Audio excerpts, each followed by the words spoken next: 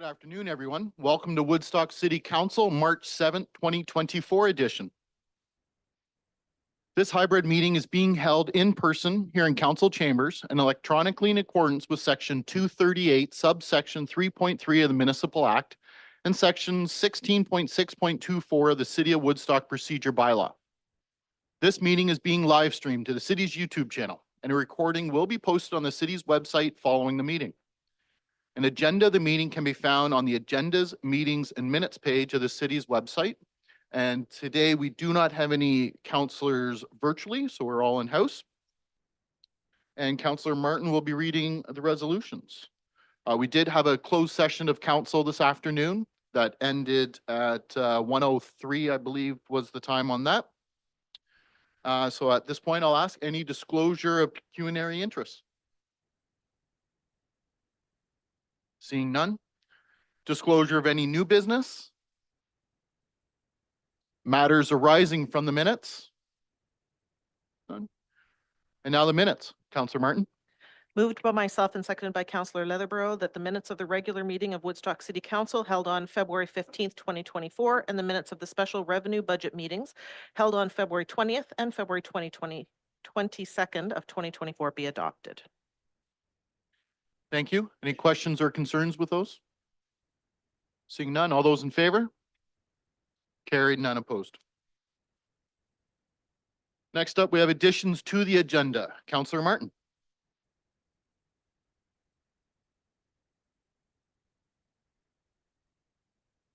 My apologies, it was withdrawn. My bad. I knew that was withdrawn this morning. So next up, presentations. No presentations, but we do have a delegation. So again, we did have two delegations. The one delegation did withdraw for the last one. I will remind the delegation that we do have a 5-minute timer that will start. Ms. Bernadette, please come forward.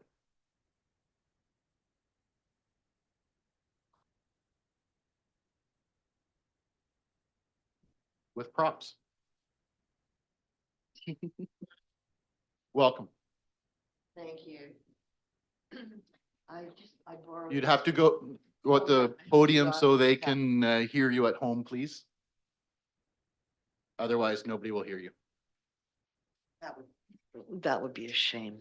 Thank you so much. Hello, everybody. I'm Patricia Witu, and I have a few things to say about the streetscape on Dundas Street. I was absolutely thrilled yesterday to meet several people on the high street, the main drag. I often do the walk from Van Ave to Wellington mostly.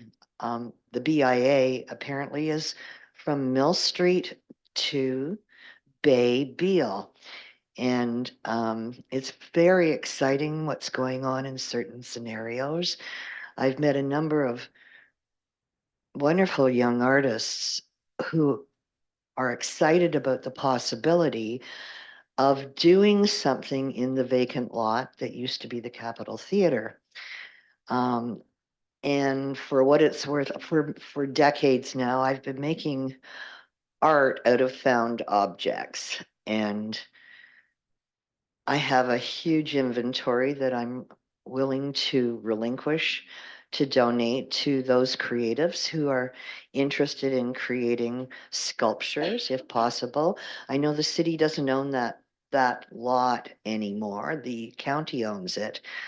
There have been so many different details on the hoarding on that lot. I'm sure you all know where the Capitol Theater used to be. And it was very, well, let me get back to the Woodstock Recycles. This is all about recycling and being happy about our vibrant downtown. And when I was doing the walk yesterday behind the art gallery, it was so exciting to see the graffiti that was done by the students. And we have a wall on the side of Delight's Bakery that's just crying out for color. And wouldn't it be great to use that vacant lot until the county puts out to tender the building of the new commercial residential. And that could take years, so why not use the lot for now? So the good news and the bad news, I needed to personally kvetch because I've been passionate about my hometown's downtown for all my life. And there are a number of storefronts, especially in the West End, that it looks like Harlem in the 60s. I don't know if city council or the powers that be have the right or whatever to convince different property owners to do something about their windows. Not windows, but there are several properties, and I was going to specifically mention what they are, but I think we all know what buildings those are. And okay, I'm going to give one example. The building that used to be DeLuca, which is it's across the street from Museum Square. It was huge windows, and ever since last summer, there's just been garbage basically in the windows. Wouldn't it be great for people who are walking by to see something attractive? And the art gallery has, I'm sure, a number of pieces in storage that could maybe make it more pleasant for people to walk downtown. I'm just going to leave it at that. But I did a couple of days ago, I have, as I say, a huge inventory, and I found this old amazing cowtails from a number of years ago in the What's On, and it talks about window gawking, about James Wright's custom upholstery, which is now Early Bird Cafe. Hallelujah. And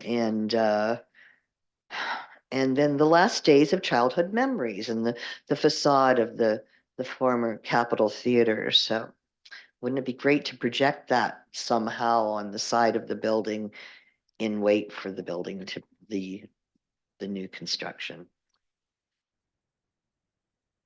That's about it. And I did borrow this recycling bin from the back of the Woodstock Art Gallery yesterday, and I'm returning it today. And that's it. All right, thank you. 5 minutes, 16 seconds. Well done. Well done. And we How have to music. turn it off. Any questions of the delegation? Seeing none, thank you very much. Moving along, as mentioned, yes. Looking for a motion from council? Councillor Tate, second by Councillor Wismer Van Meer. I'll move to receive the presentation as information. Thank you. Any further discussion? Seeing none, all those in favor? Carried. None opposed. So that is it for delegations this afternoon. Next up, we do have consideration of planning reports. 9A, Woodstock Public Process for Applications under the Planning Act. And we have Director Huff here. Thank you. Welcome.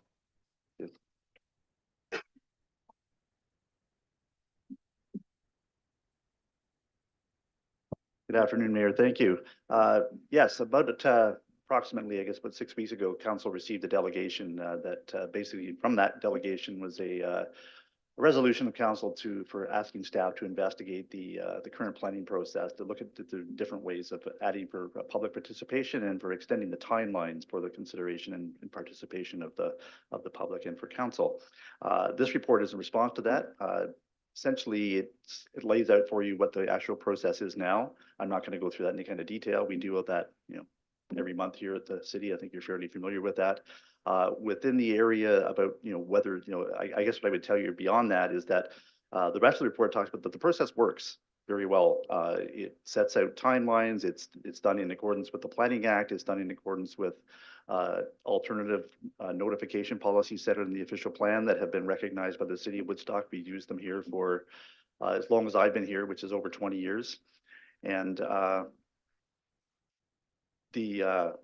also on the basis of an agreement, be a service agreement that the city of Woodstock has with community planning at the County of Oxford. So all those things combined generate the public process that we have here now.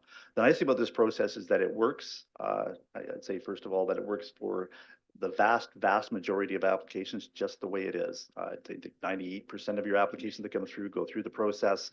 They get proper public notification. People are notified. They have an opportunity to speak to council or speak to committee, council, so on and so forth. For those applications that council determines require more attention, the process is, again, it's kind of the basic process that you can apply to these things, but council has within that the flexibility to be able to provide additional direction, to be able to defer applications for more information. I would just use an example. If I think this council was all here for the Carden Road subdivision that we dealt with early in this term. That was a really good example where there was the public meeting and the subsequent council resulted in a number of concerns being raised by the neighbors. Those were addressed, a deferral of the application and the additional information directed for staff and the applicants to generate, came back to council with that information. And the issues were largely resolved. This process allows you to do that anytime you think there's an application that requires that. To amend the process as we have now, any kind of tinkering with it is going to always have implications, of course, with timing. That may not be the worst thing in the world, but certainly, because the process is a lot of the applications that we deal with here at the City of Woodstock are also applications that end up in front of County Council, whether the official plan amendments or subdivisions, that every time you start elongating those processes here, the same thing happens. They end up pushing meeting dates back at the council. And there's implications for not just, say the time-wise themselves isn't necessarily the issue, the timeline or the additional time where council feels that's appropriate. But on a regular basis, it probably isn't necessary. Again, you can utilize the extended times as you see fit. But it also has implications for even things like the Planning Act. The Planning Act does have timelines set out in it that we do try to adhere to as much as we possible. And again, by adding that time just on a general basis to any kind of application is going to be, tends to be just that much more problematic. So again, the message is that your process is good. We do a really, I think, a good job of providing notification and access to the public, both the City of Woodstock and the County of Oxford, both at the council level and at staff level. And I wouldn't recommend making any changes on a wholesale basis, just continue to follow the process that we have now. And those are my comments, and I'd be happy to answer any questions. Thank you. Any questions of council? Councillor Lauder? This isn't a question, it's a comment. And through the mayor to Mr. Huff, I want to thank you for this extensive report that you have provided to us. And it kind of indicates that certainly we have been living by the rules, and we do have the opportunity for deferrals when required. So I thank you very much for this. It explains it very well. Thank you. Thank you. Councillor Tate? Through the chair, I just was going to echo the exact same thing that Councillor Lauder said. Appreciate it. I know it was work and I know how busy the planning department is. I did have a couple other municipalities reach out to me and they tweaked theirs a little bit, but after reading the report, thank you very much. And thank you for coming to our meeting today. Welcome. Thank you. Councillor Martin? Thank you, Mayor Accioni, through you. Because here at council, we often don't see applications until the notice has been posted and a notice of complete. There's many steps that happen before we as councilors see it. In your experience, from the time that an application is submitted, particularly on a complex application, does it see changes, adaptations, reiterations before that notice of completion is sent out? And are there likely to be potentially to be changes from the time of the notice of completion that goes out to the 120-meter neighborhood until the public meeting? Are there likely to be changes specifically on complex applications from the very time that it's submitted to the time that an application comes to be in front of us? Mayor, through you to the question. between the time the application is submitted to the notice of complete application, no, it's a very short timeline. And generally speaking, you're sending out what you get at that point. We typically, the only change that might happen is if there was some reason that we felt the application wasn't complete, but that wouldn't necessarily change the actual proposal. It would just change the information that was maybe necessary to support it. Whether the application changes from that point, like the notice of complete application really depends, it depends on the issues. It depends upon what things that we identify immediately that, need to be perhaps be addressed, or things that, that we can agree on. Like if there's something that we think is really egregious, generally speaking, we try to, have those discussions before the application is even submitted. But on the odd time that it comes through and we decide that, okay, we need to do something here, and we can convince the applicant after the fact that there needs to be a change to this, and they agree with that, there might be some modifications to it. There wouldn't be any recirculation unless it was enough of a circulate, like for agency comments, for example. We wouldn't necessarily go back out to the agencies for something unless we felt it was something that was going to impact, say, a servicing implication, or something like that, that would, a very real impact that somebody who's the expert on that area should be commenting on. But it can happen. And, but again, we try to work through those processes, and they generally would get reflected through the reports that we write for you. Thank you. Yeah. Councillor Leatherborough. Through your worship, thank you for the report. I often have residents reaching out to me inquiring of how processes work, to which I try to provide not only my understanding, but the best information. So I was able to circulate your report this week to 3 residents, just wondering how the public planning process works. So definitely lighten my load this week. So thank you very much. Welcome. That's what I'm here for. Careful you said that. Any other comments or questions? Then I'd just like to say thank you, because this is something that even when we decided this about 6 weeks ago approximately, that I was interested to hear, how could we make things change?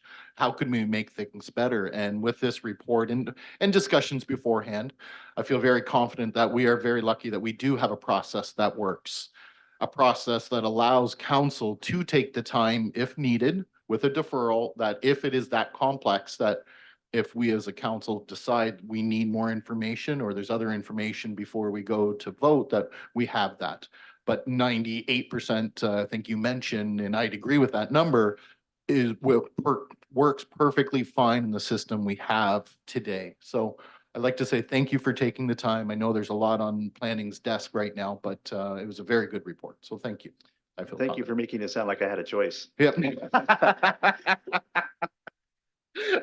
Good point.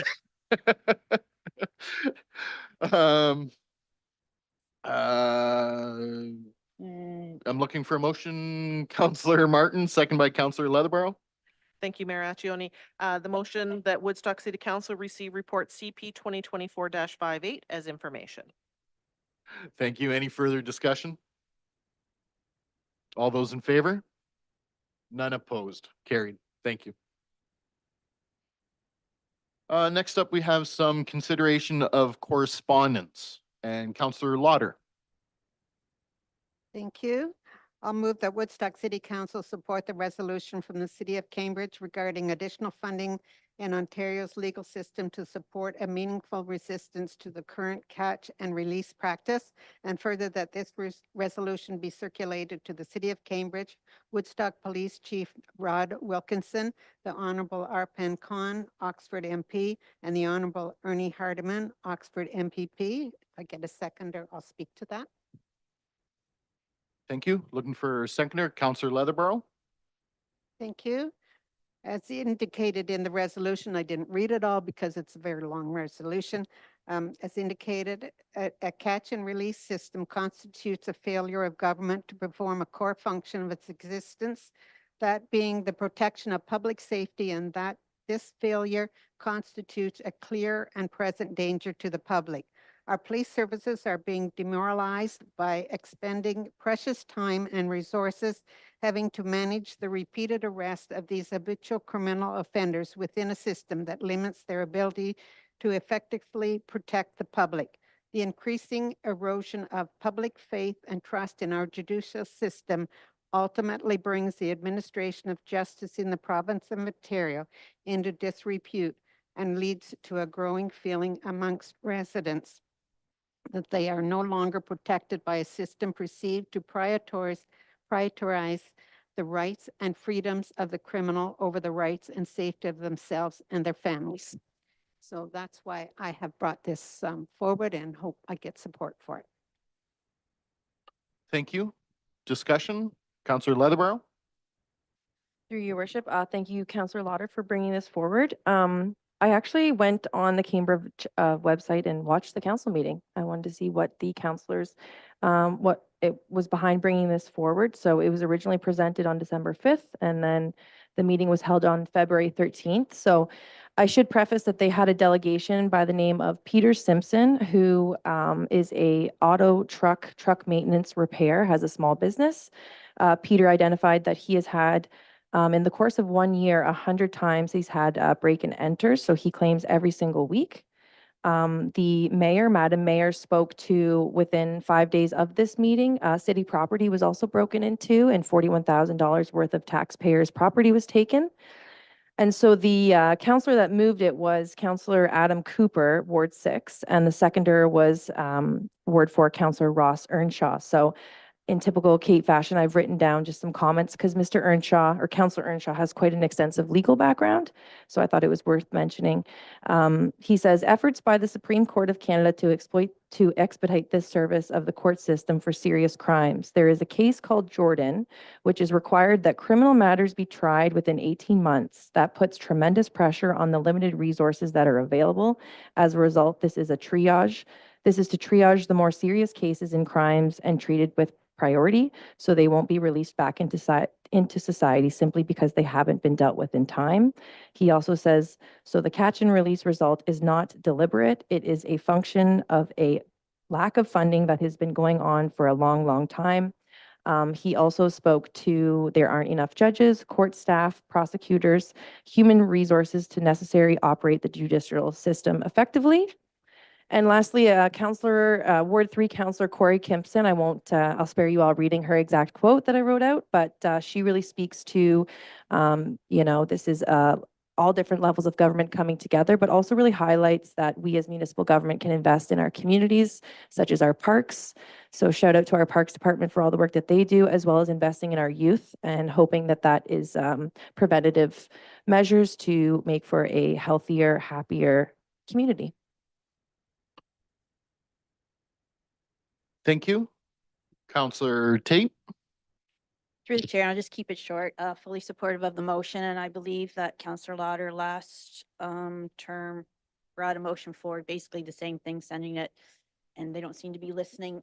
It's a very large issue, and it ties the hands of the police, it ties the hands of everybody, and the criminals know that there's no consequences, so they'll be repeat offenders. We had one incident, a business owner here, his mother was shot and killed by a repeat offender who was out on parole. So it's not just the petty crimes, it escalates and it's very frustrating. So fully supportive.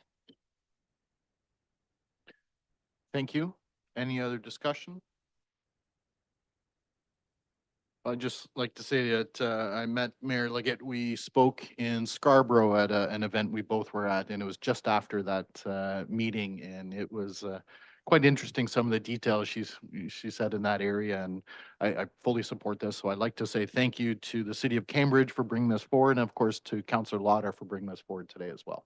So with that, if there's no more discussion, call the vote. All those in favor?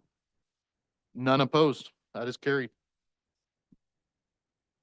Next up, we have 10B, Councillor Lauder.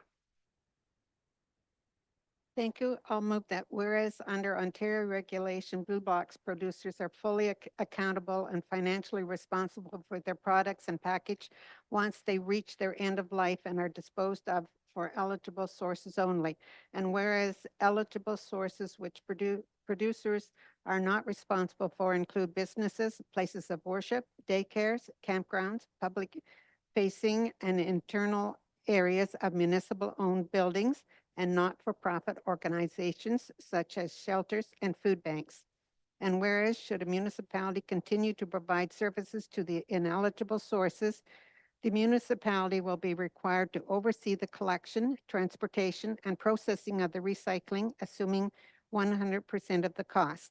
Be it resolved that the Council of the Corporation of the Township of Perry hereby requests that the province amend Ontario Regulation 391-21 blue box so that producers are responsible for the end-of-life management of recycling products from all sources. And further, the council hereby requests the support of all Ontario municipalities. And further, that this resolution be forwarded to the Honorable Doug Ford, Premier of Ontario, the Honorable Andrea Codgen, I'm not sure, Minister of the Environment and Conservative and Parks, and the Honorable Graydon Smith, MPP, Parry Sound, Muskoka, and to all Ontario municipalities. Thank you. Looking for a seconder. Counselor Shanberg. Thank you. Discussion, Counselor Lauder. This did come up at our AMO about the blue box and the concern here. And I think that Mr. Locke could do a good explanation of this. So through the mayor to Mr. Locke, I'll ask him to speak to it. Thank you. Through your worship to the councilor's request. So the changes that came with the regulation 391/21 defined out eligible and ineligible sources. And the basis of how that was decided, I'm not sure. But to me, when you want to divert more from landfill, you want to include more, not exclude more. So I think this is a good resolution to support, and hopefully the province will hear that from all the municipalities. And the pushback to try and get more out of our landfills, that I think if you leave it to human nature and you have the choice of putting it in a blue box or putting it in a garbage bag, because that's the options you have, that's what's going to happen. And sadly, I think that more will end up in our landfills with this change than prior. So I think if we can influence that in a positive way, then I think that would be good to do. Thank you. Thank you. Any other question? Counselor Shanberg. Yes, thanks. Maybe just a comment, Your Worship. The Woodstock Environment Advisory Committee just met a couple of days ago on Tuesday night here at City Hall. And one of the areas that obviously in the Environment Advisory Committee we would talk about is diversion and the importance of recycling. But the one topic that sort of jumped off the page probably a year and a half ago or so was the frustration our committee was having, was trying to understand that multifamily residential areas, say a 35 apartment building, 35 unit apartment building, it was very difficult to enforce them to continue a recycling program or create a recycling program. So the fact that now there's possibility by January 2026 in the city of Woodstock that commercial, retail, industrial might also not be sort of included in a blue box program, I just find to be, and the committee itself agreed 1,000%. And we're possibly suggesting that we even add the Woodstock Environment Advisory Committee to the motion, but I don't think that's necessary. Just wanted to go along with that idea that they too were 1,000% behind on this.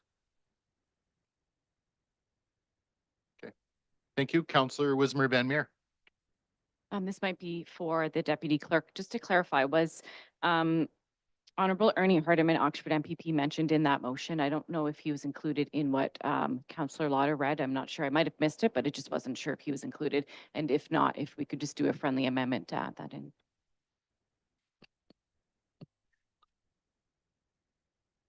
For your worship, I think it was included. Thanks.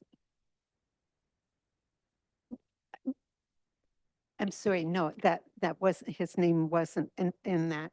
And I was reading from the actual resolution and I saw that I didn't, so I would like to have that included. So if that's okay with council, we'll do that as a friendly amendment, if that's okay, just to add Honorable Ernie Hardeman to that. No objections? Okay, thank you. You're okay with the seconder, I assume? Counselor Schadenberg? You're okay with that? All right. Any further discussions? I'd just like to say again, thank you very much, Councillor Lauder, for bringing this forward. I too have been speaking out about this. I do not like what is coming down. This 391.21 is it's not good for the environment. Our landfills, I think, are going to be seeing a lot more recycling, unfortunately, with this as well. A lot of our neighboring cities, the larger cities that have already been doing this, have already saying that they're seeing larger garbage pickups, and certainly not less. So that's my concern. Councillor Schonberg? Maybe as a question to Dan Locke from our Works Department. From what I understand, when the RFP goes out, say for Oxford County in particular, for who's going to be in charge of the Blue Box program or recycling, there's a good opportunity, a good chance that it's going to be all of Oxford County, not specifically the city of Woodstock, and then say the rest of Oxford County having a separate RFP. Through your worship to the councilor's question. So the RFP is out currently, and we've sought some clarification from Circular Materials Ontario. And the way that it's worded, we are not eligible to apply unless we're bidding on the entire catchment area of Oxford. I am working on a report to bring back to council to inform council of what our options are. That will likely be in the next 2 or 3 council meetings. But as it stands right now, our options, and I don't want to get into it too deep, but because it'll be partial information, but it leaves us in a position to figure out how we move forward with recycling here, and I'll bring those options back to council for your consideration. Thank you. Thank you for that. Yes. Anything further? I'll call the vote. All those in favor? None opposed. That is carried. Next up, we have Mr. Peña, WCI teacher correspondence, looking for a motion. Councillor Leatherborough? Moved by myself that Woodstock City Council approves the in-kind donation request for the Grow Girls Plus event. Thank you. Do we have a seconder for that motion? Councillor Wismer Van Meer. Discussion? Councillor Leatherborough? Through your worship, great to see this event coming back again. I was a guest speaker last year and I still run into participants in the community. So just wanting to let the community know that tentatively it's either going to be Tuesday, May 21st or Tuesday, May 28th. 7 a.m. till 3:30 is the setup, but it will be moving from Movement Church to Goff Hall Gym. So looking forward to supporting or attending. Excellent. Did I see a hand up as well? Any other discussions? No, I think this is a great event as well.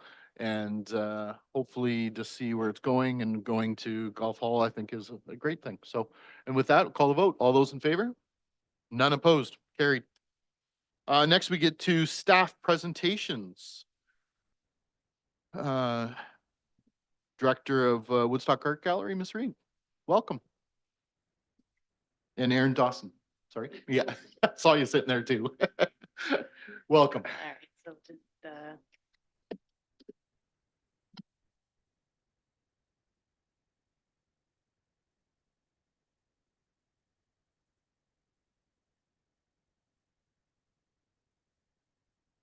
hard to see with the, there we go.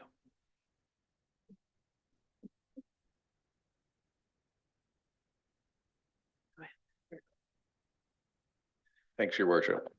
Hello, council and members of the audience. My name is Aaron Dawson. I'm the new chair of the Woodstock Art Galleries Advisory Board. I just recently taken this post for Leslie Sirachin, who's now moved on to the position of past chair. And on behalf of the gallery board and staff, I'd really like to acknowledge Leslie for her past year with all her energy and leadership for the rest of us. So today, along with Mary Reed, our director curator, we'll be presenting 2023 year in review, and also the plans for moving forward in 2024. I'd also like to acknowledge some recent changes that have occurred with the advisory board. This year, we're pleased to welcome back now Simon Brothers and Carol McWilliam, who have actually served on the board in past years. Aggie Armstrong had to step down this past year due to commitments and time, but we're now delighted to have Angie Poirier and Sarah Lozon that have joined our team. And towards the end of the year, we had two members that just completed their terms of service, Martha Gingrich and Nazma Kahani. So we'd also really like to acknowledge Asma and Martha for their years of dedication and leadership towards the board and the gallery. It's a nice picture of me. I put it in perfectly. The gallery's fundraising activities this year were very successful, and they achieved record-breaking levels. Through these activities, the gallery was able to raise approximately $38,000 in individual gifts. And to add this to the foundation contributions in 2023, we hit over $60,000 in donations. So that's quite remarkable. Our annual spring and winter campaigns were supported through a generous matching donation by Dr. Leonard Reeves, who continues to be a huge supporter of the gallery and other facilities within the city. Exhibiting artists Francis Thomas and Ron Schubrook also assisted considerably to help raise funds to produce the catalog that accompanied their exhibitions this past fall. And then to wrap up the fundraising activities for the year, in November, the gallery had a special donor appreciation event with former Senator Patricia Bovey, who was a guest speaker that spoke about her life experiences and what she learned through exhibiting various forms of Canadian art. And I'm also very proud to say that the gallery's signature fundraiser, A Taste of Art, returned to an in-person event this year. After being on hiatus over the past 3 years due to the pandemic. The event sold out right away, and it's actually how I first initially became involved with the art gallery. I have to say it was a wonderful evening, great people, and a great relaunch to this event that we hope will carry on for years and years. I'd also like to say thank you to all the community partners that assisted on this event to make it a big success again. We couldn't do it without the support of, the local restaurants, various food and beverage producers that we have in the city. In particular, I'd also like to thank the Investment Planning Council and Heart FM, who have actually been long-standing supporters of the Taste of Art. And now we're on to the planning for this year. It's just in the early stages, but we're looking forward to it. I think it's going to be great again, and we hope to see everybody out. So thank you for your attention. It's nice to be here and talk to you all, and I'm going to pass it on to Mary.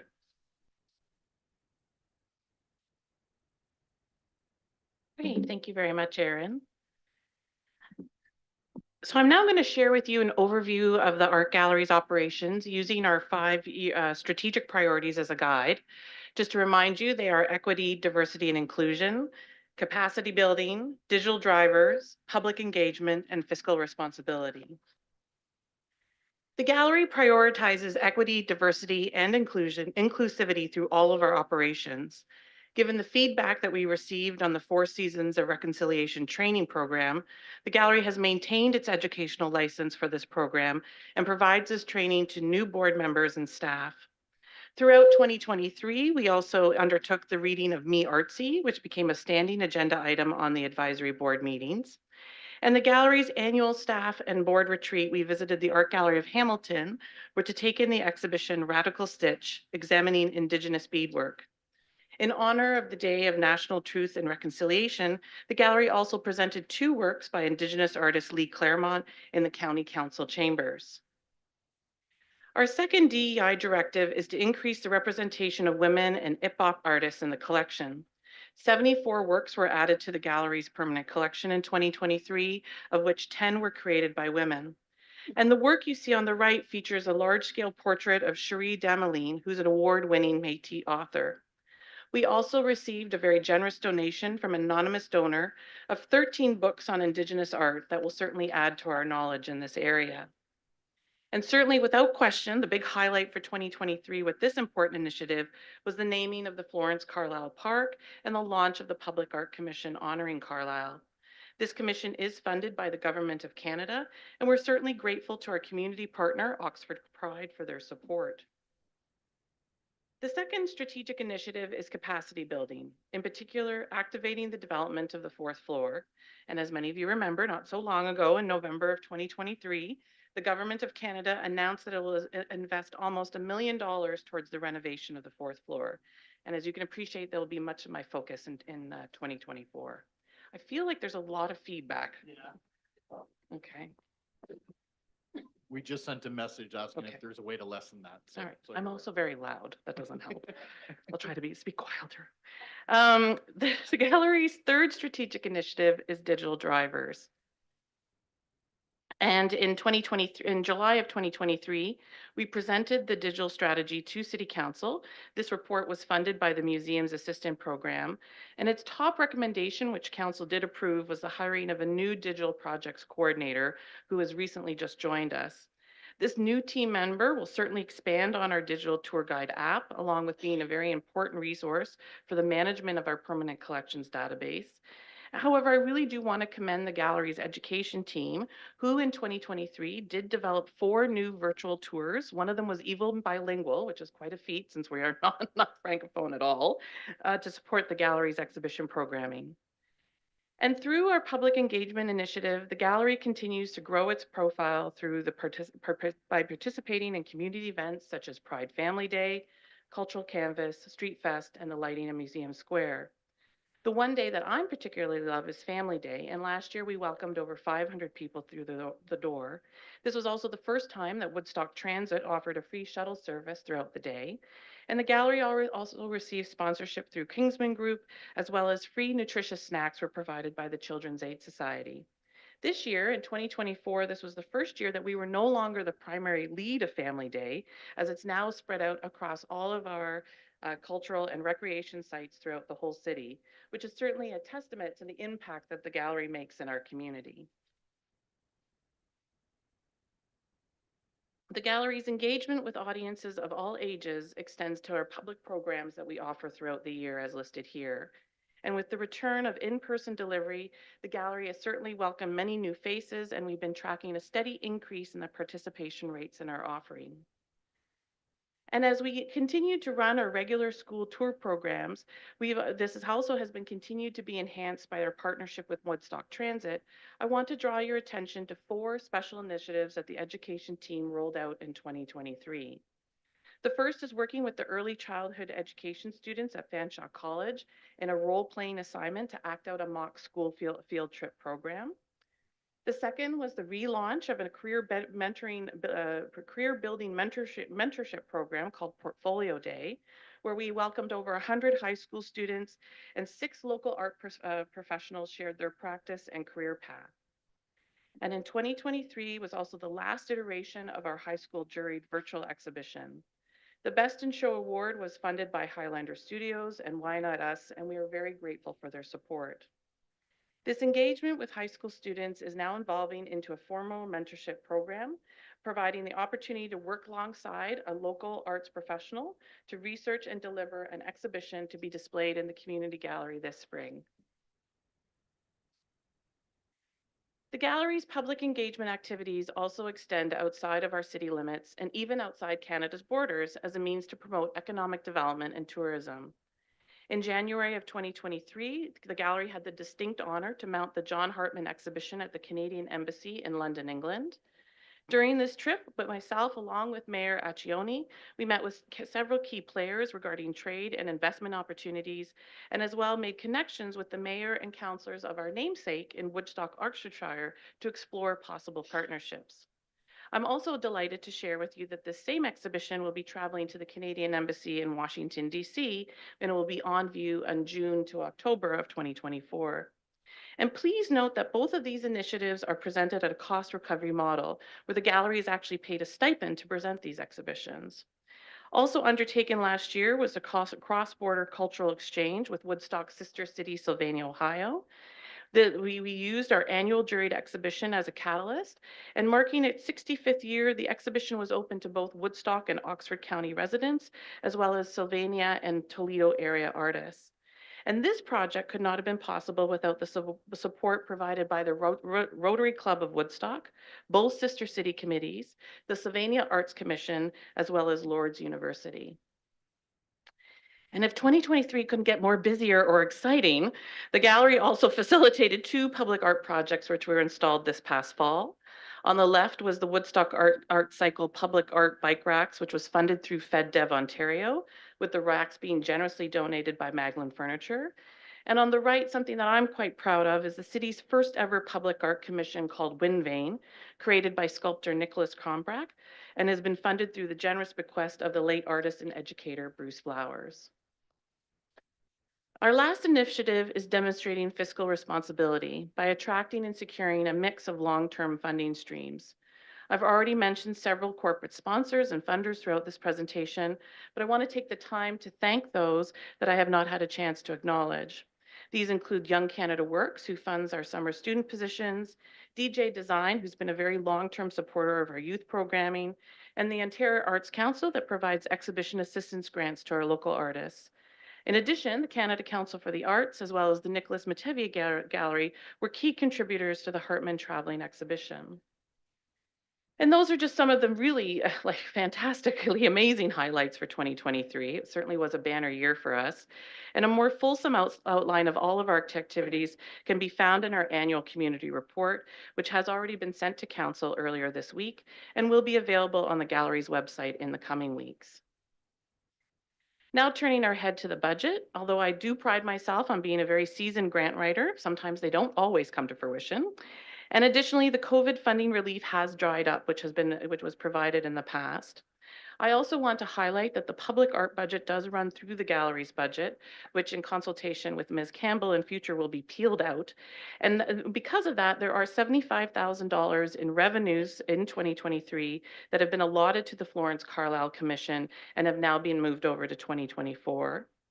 And also, it was quite a shock that in July of 2023, a good 10 weeks into our summer student employment cycle, that we received notice from that the City of Woodstock would not receive any funding for our summer students through Canada Summer Jobs Program. However, after facilitating a meeting with MP Canada, along with my recreation colleagues, I was very encouraged to see that the funding for municipal initiatives was listed as one of the local priorities for 2024. Aaron has already touched on our successful fundraising initiatives. And as mentioned, the revenue for exhibitions is reflective of the fees the gallery receives from touring exhibitions, of which the fall exhibition of abstract painting will contribute to the 2024 revenue line, as it will circulate to 3 other galleries in Ontario. In terms of the expensive side of things, there are 2 things that I cannot control in the gallery's budget. These are staff salaries and the maintenance of the building. The increases in salaries is reflective of the annualization of new staff positions, along with the digital projects coordinator that was pre-approved by Council in July of 2023. The increase in the building repairs is due to the ongoing issues with the gallery's HVAC system and the elevator, which I think is slightly cursed. And please note that there's been a misposting of almost $27,000 in the equipment service contract line that should be applied to the building's repair budget. This has been brought to Treasury's attention and will be corrected in the final version. The special projects budget line is tied to the Digital Museums of Canada grant for creation of a virtual exhibition highlighting the journal of Florence Carlyle's mother. And there's also an opportunity to reduce costs of professional fees through bringing the work of a contract art installers in-house. The fluctuation in the travel budget is reflective of international travel taken, and the increase of the AV equipment line is to provide the tools necessary for our digital projects coordinator to do his job. I also want to acknowledge that art materials, like everything else, are going up significantly in cost. And as a result, I've been trying to pull back on the exhibitions and collections budget, but as you can appreciate that the reducing of the level of service delivery is not particularly ideal. And upon the completion of the construction of the downtown revitalization project, my hope is to attract banner exhibitions, such as the former Warner Brothers cartoons that we brought in, to increase tourism and draw people back to the downtown. The additions to base budget are driven by 3 new opportunities, 2 of which are shared appointments. One is the first shared full-time facility rentals and special events coordinator with the theater to maximize the usage and revenue generating opportunities of each facility. With the 4th floor coming online in 2025, this person will develop all of the marketing material and start booking rentals and developing revenue generating special events for the gallery. And the second is the full-time custodian to be shared with the West End Market Center.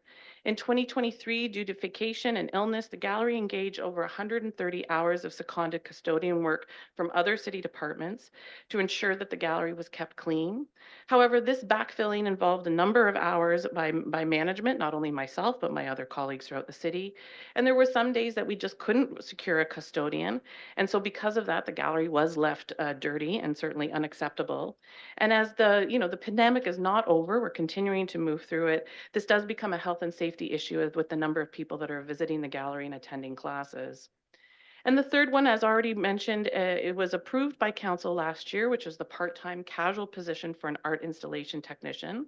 This was part of a cost-saving strategy to eliminate the contract technicians coming in from Toronto to change over the exhibitions. Unfortunately, the search for this position was unsuccessful as potential candidates are looking for kind of more consistent work and more hours. So we're hoping by increasing these hours, this will hopefully attract a qualified candidate because this is a very specialized skill set. This will then free up approximately $30,000 in the exhibition professional fees budget, resulting in a net zero impact. But it also will provide the gallery with a new opportunity to grow its service to the city by launching a rotating exhibition program of selected works from the permanent collection in various municipal facilities, in turn sharing our collection with a wider audience. This slide outlines how the gallery fulfills the 7 objectives that are part of the city's strategic plan. And certainly objectives 1 through 7 are self-explanatory, but I feel it's important to note that the national and international reach of the gallery certainly promotes Woodstock as an attractive destination to invest in. And as mentioned, the renovation of the 4th floor will certainly reduce our energy consumption in the future. And finally, I want to extend my sincerest thanks to my colleagues at the city, and particularly Parks, Engineering, and Works. They have been integral in terms of getting that public art program off the ground. And as you can appreciate, 2023 was very much an extraordinary year for the gallery, and all of the achievements outlined in this presentation are a testament to the passion and dedication of the very small but very mighty WAG team. And I'm very, very fortunate to work with such a group of hardworking and creative people. I also want to extend my sincere appreciation to the gallery's advisory board for their ongoing oversight and guidance. And as I do every year, I'd like to conclude this presentation with a small selection of comments that we've received from our supporters over the last year. The words highlighted demonstrate the gallery's relevance and importance to our community. So that with that, I'd like to conclude, and I'm happy to take any questions. Thank you. I apologize for those feedback. We really can't figure that out. Councillor Tate, I'd just like to say beforehand, Councillor Tate, that for those wondering, we are on pages 77 to 80 in your book if you're following along at all. Okay? Councillor Tate. Through the chair, and just a comment, and I have to comment every time you're here because, and this is a benefit for those that weren't here before you came. Your comment about fiscal responsibility, since you came, you're the first one that's addressed that with the art gallery, and it's been amazing. So we are very, very lucky we have you. And for those that didn't experience it before, they don't understand it, but it has been phenomenal. I think the art gallery is extremely important for children. And where it used to be, obviously, you used to be able to go back and forth between the art gallery and the library. So thank you for making it accessible for the children. And also thanks to Meglin for their wonderful donations. And thank you to Aaron.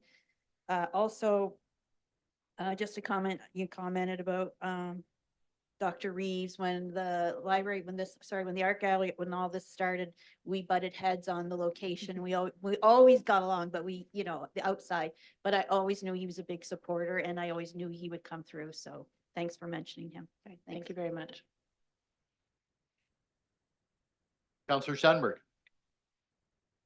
Yeah, thanks a lot. Maybe in an attempt to compliment you on your grant writing and be able to get some grants to the art gallery, because facilities like that just simply don't operate as well as they do without receiving grant dollars.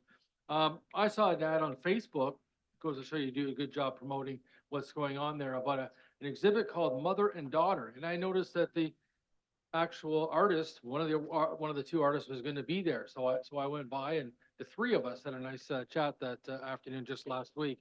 So give me an idea as to some of the current exhibits that are going on, and maybe even in this case, how the grant assisted in bringing the artist on a quite regular occasion to be a guest at the art gallery. Question. The Councillor Schattenberg is talking about the exhibition that features the work of Irma Macarune, as well as her mother, Rita Forrest. It really talks about the relationship between mother and daughter and that transfer of the kind of the artistic skill. But to go back to the funding through the Ontario Arts Council, as an organization, we do receive direct funding from the Ontario Arts Council in terms of grants to support our various exhibitions. In the one that you're particularly referring to, Councillor Schattenberg, this is through the Exhibition Assistance Program. This is where the Ontario Arts Council allots a modest amount of money to the Woodstock Art Gallery, as with other regional galleries across Ontario. And then it's up to us to be able to recommend and allocate it as we see fit, and certainly to the benefit of our local artists. And Irma was one of the recipients of that grant. So that helps with framing, promotion, just getting the works made in such a way that they can be exhibited. And it's a very important program through the Ontario Arts Council. And what it does is it tries to get things out of the GTA and have more of that coverage in areas that are just a bit outside the center. Thank you. Anyone else? Any other questions, comments? Counselor Lauder. Thank you. And I'm the council rep at the art gallery and have been there for quite some time now, and a few years. And I just want to thank Mary and her staff for the great job that they do. I know they are short-staffed many times, and they all pull together and do a wonderful job. So I just want to thank you and your staff. Thank you, Connie. Thank you. Anyone else? Well, I'd just like to echo what everybody else has been saying. I mean, thank you to your staff, to the committee, to everyone that does, because the art gallery has certainly added a whole new element to the city of Woodstock, and in my 3 terms has been phenomenal. So thank you for the work you're doing. And with that, no resolution is required, as this item will be dealt with as part of the budget revisions and approvals at the March 21st, 2024 regular council meeting. So thank you. Next up, I would like to welcome Megan Cook, Deputy CEO, Woodstock Library, and Mary Ann Silverthorne, Woodstock Public Library Board Chair. Of course, we're talking about Woodstock Public Library budget presentation. So welcome.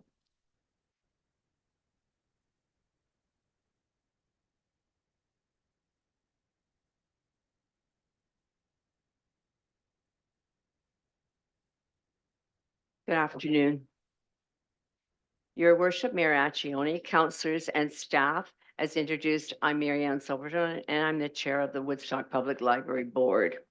I'd like to take this opportunity to introduce the members of the board, and they are namely Danielle Barry, who is the vice chair, Lynn Waring and Ken Whiteford, and those 3 send their regrets because 2 of them are out of the country and 1 has a work commitment. And the 3 members of council are Kate Leatherborough, Bernie Martin, and Deb Tate, and they complete our complement of 7 board members. Lindsay Harris is our CEO at the Woodstock Library and is in her 2nd year in that position, appointed in October of 2022. As a board, we are proud and very enthusiastic to be working with the current management team who are creative, knowledgeable women whose enthusiasm and leadership produces a positive environment through the library. Lindsay and Megan Cook, the Director of Library Services and Deputy CEO, work together as a dynamic duo. The entire staff present the warm, collaborative atmosphere that prevails throughout the library. COVID saw a decline in our services and statistics. 2023 saw us returning to our pre-COVID levels and excelling in most areas. As a board, we were thrilled to see the number of new library card holders for 2023 jump to over 2,000. This management team continues to make a difference as internal changes are welcomed by the staff. The Woodstock Public Library is a warm, friendly, welcoming place where our patrons can avail themselves of the many services available to each and every one. Now, I've talked about Lindsay and I'll explain why she's not here. This morning at 8 a.m., I received a message from Lindsay, who went home ill yesterday.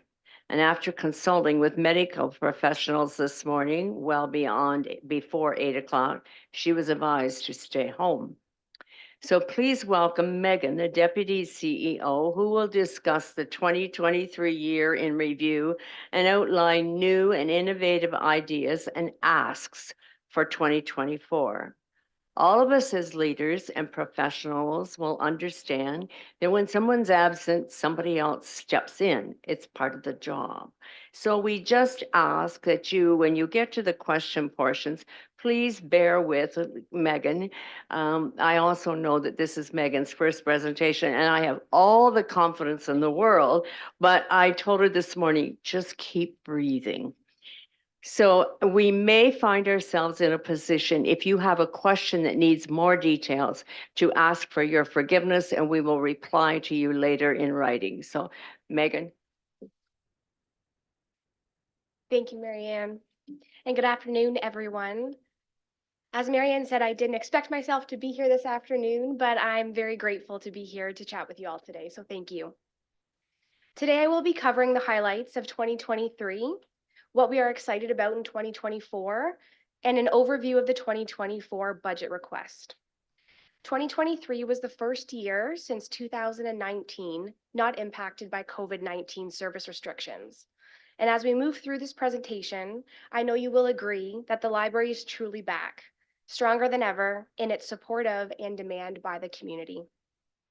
Two of our favorite new services that launched this past year were our online registration platform and our preservation station.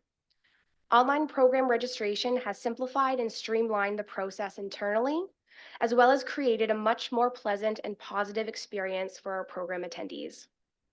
Our preservation station, specializing in self-serve digitization services of old home movies, slide negatives, and more, has been immensely popular with our patrons and has even drawn in new patrons from outside Woodstock and Oxford County.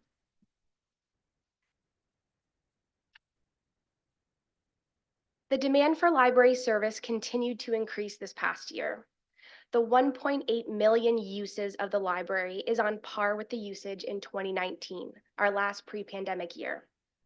Circulation of library materials rose 4% over 2022, and visits to the library rose 40% over that same year. As exciting as those statistics are, 2023 also saw a record-breaking number of new library card holders visit us and get a card for the very first time, to the tune of 2,106 new members. The previous record of 1,933 new members was set 10 years ago in 2013. This trend has not yet slowed.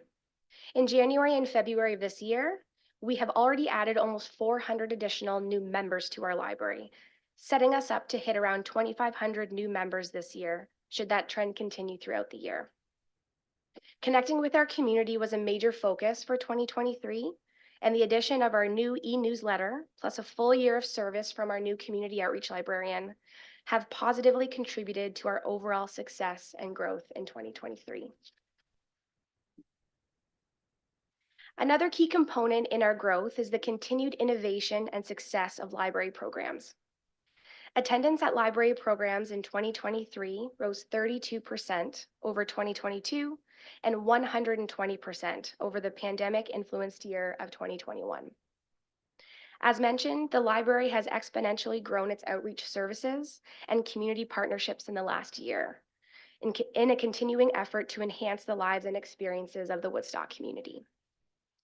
We tried some very successful new initiatives this past year, including the addition of play-based extension activities in our storytime programs, partnering to provide free trees for children in our community, and also offered unique experiences with our retro gaming nights. Our returning favorites included our ever-popular Baby Picasso program, our Haunted Jail tour, and of course, our TD Summer Reading Club, an engaging program designed to help bridge the reading gap between school years. What matters most about our past year is the impact on our community. Our patrons continue to provide us with feedback on their relationship with the library, and we are often humbled by the value they place on us as their community hub. But how do you put a value on a largely social service? Historically, this has been quite difficult to accomplish. However, a team of researchers, including the Nordic Institute, Algoma University, and the staff of the ministry-funded Ontario Library Services have recently created a tool that does just that. Called VOLT, Valuing Ontario Libraries Toolkit, this comprehensive resource takes library collections, community profiles, circulation, attendance, and so much more, including the number of available chairs to sit on in our space. And it calculates the library's annual social return on investment, or SROI. Broken into 7 themes, it puts a monetary value on our spaces and services. Of note to City Council in 2023, unsurprisingly, the value with the largest SROI is entertainment and leisure, with a value of just over $7.3 million. However, there are 2 other categories that are directly related to City Council's current strategic goals. These categories are inclusion and well-being, with a value of almost $118,000 in 2023, and also economic development, with a value of just over $3.1 million in 2023.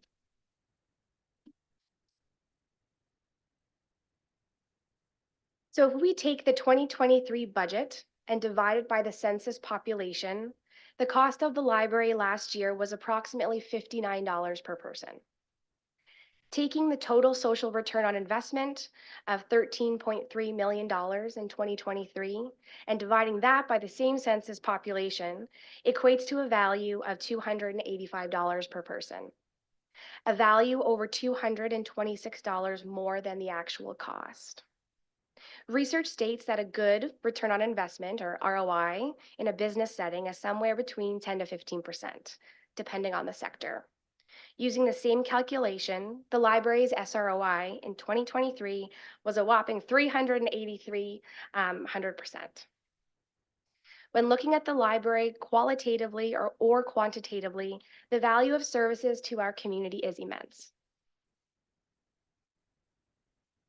Even with the value the library already has, there is always so much more we can do to support our community in their leisure, educational, and basic needs. 2024 will see us continuing to broaden our connections in the community through our outreach initiatives and expand our skill sets with staff development training. We highly value our library employees, and their continued growth in our organization is being supported through training as well as a structural reorganization that is currently underway, and the modernization of outdated internal practices that are unnecessarily draining staff time and physical resources.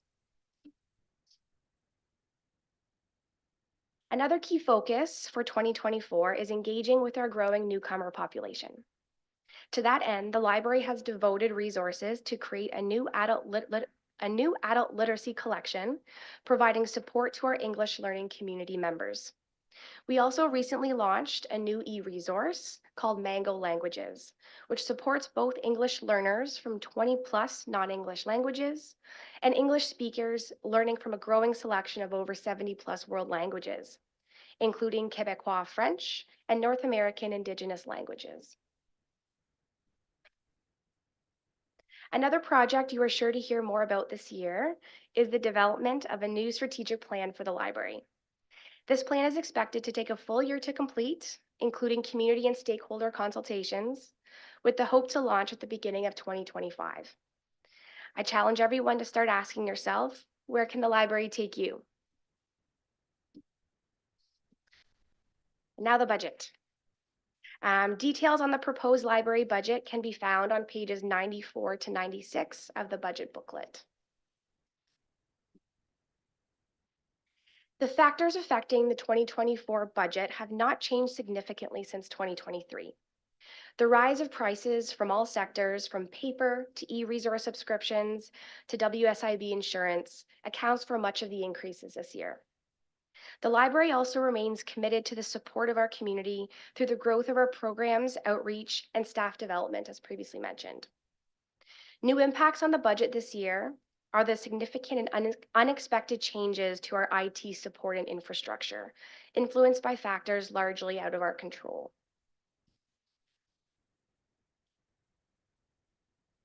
While the library has reallocated resources and reduced expenditures where feasible in creating this year's budget, especially during this tough economic time, we do still have a small increase asked to the base budget for 2024. The additional $65,850, or 2.37% increase over 2023's budget, will allow us to continue to support our current patrons, as well as the 2,106 members that joined us last year, and to all of those that we will welcome this year. Last year, the library did not request any additions to base budget. However, I know that Lindsay did mention that we would be asking for a new staffing position this year. The details for this position, the Technical Services Supervisor, are on page 30 of the booklet.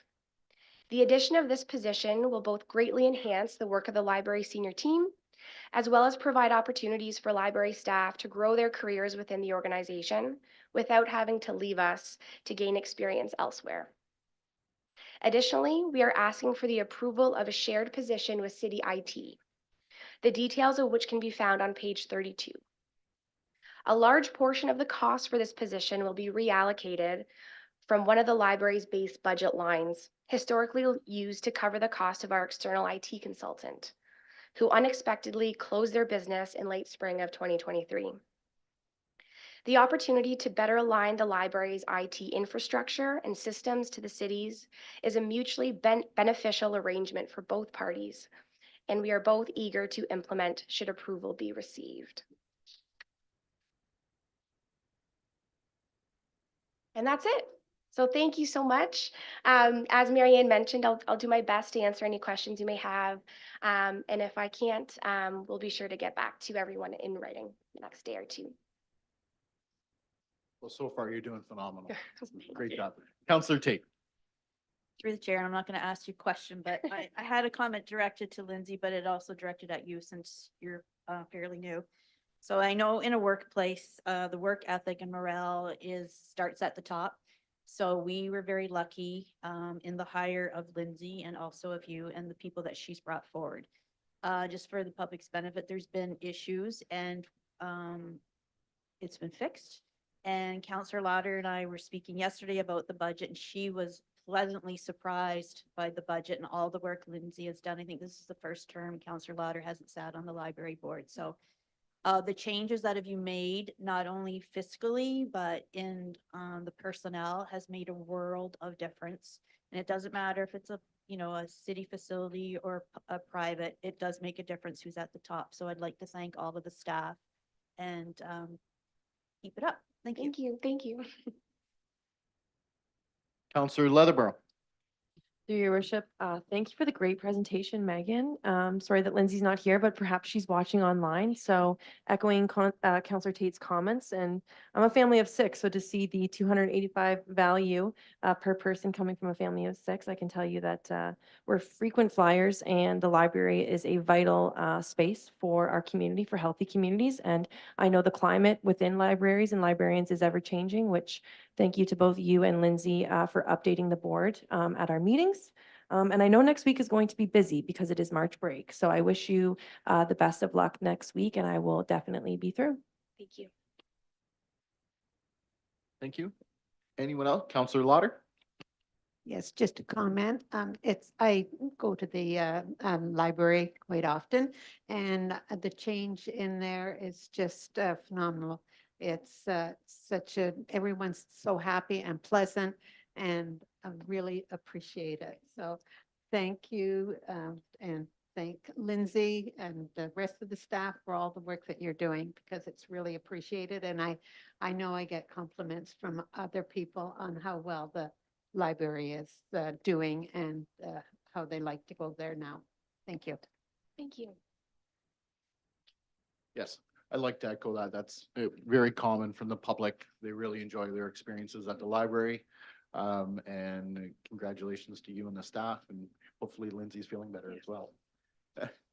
Mary Ann? Just in conclusion, I want to say thank you. And the comments about the internal environment at the library, we certainly appreciate. We notice a big difference as we go in, and it's evident all over. So thank you to all, and thank you for your support. Any further questions before let them leave? No, seeing none? Excellent. Thank you. Thank you very much. No resolution is required, as this item will be dealt with as well as part of the budget revisions and approvals at our March 21st, 2024 regular council meeting. And last but certainly not least, I'd like to welcome Chief Wilkinson, Woodstock Police Services Chief of Police, and Leslie Farrell, Police Board Services Vice Chair, to the podium. Welcome. Of course, we're going to be talking about the Woodstock Police Services 2024 budget presentation. Good afternoon, Mayor and City Council. Ken Whiteford, our chair, does send his regrets, but apparently his wife has more power over him than the police board. But I am joined today by Daryl Stevens, one of our board members, and of course, Mary Accioni and Councillor Lauder. So yet it has been another busy year for the Woodstock Police Services. Just like the many police services in our areas, as we all know, the community has changed drastically in the last couple of years. Not only has the community changed, but the crime in our community has changed. We no longer have, the crime that we used to hear about in big cities are now part of our daily policing. A great example of this is the major drug seizure and arrest earlier this week, which took $250,000 worth of drugs off our streets. A seizure like this does not happen accidentally.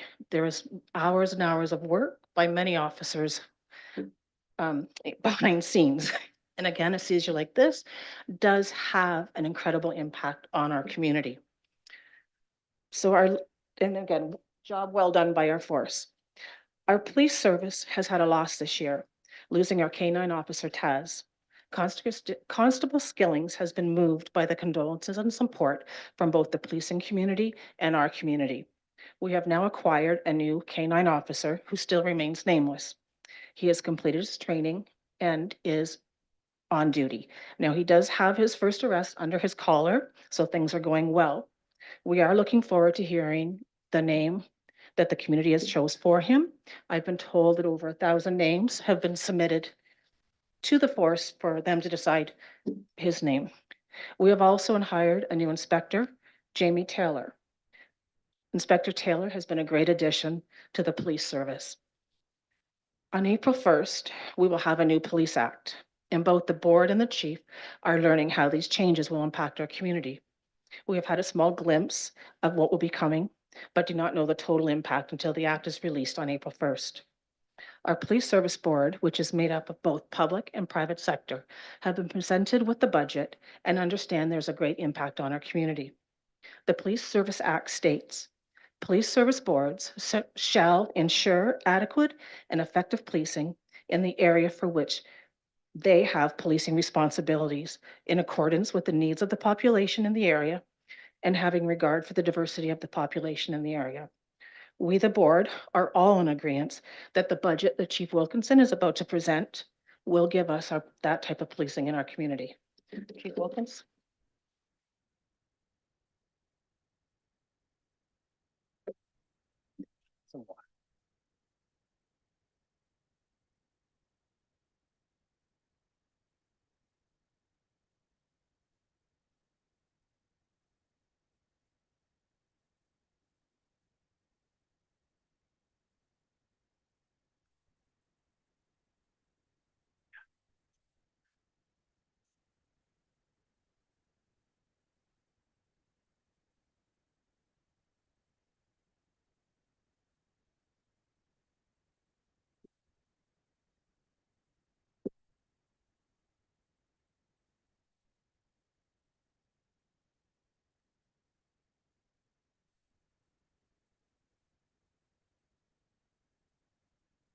All right, good afternoon, Mayor Accioni and councilors. It's my pleasure to present to you the 2024 police budget proposal. All right. The Woodstock Police Service is dedicated to ensuring the safety and well-being of all members of our community.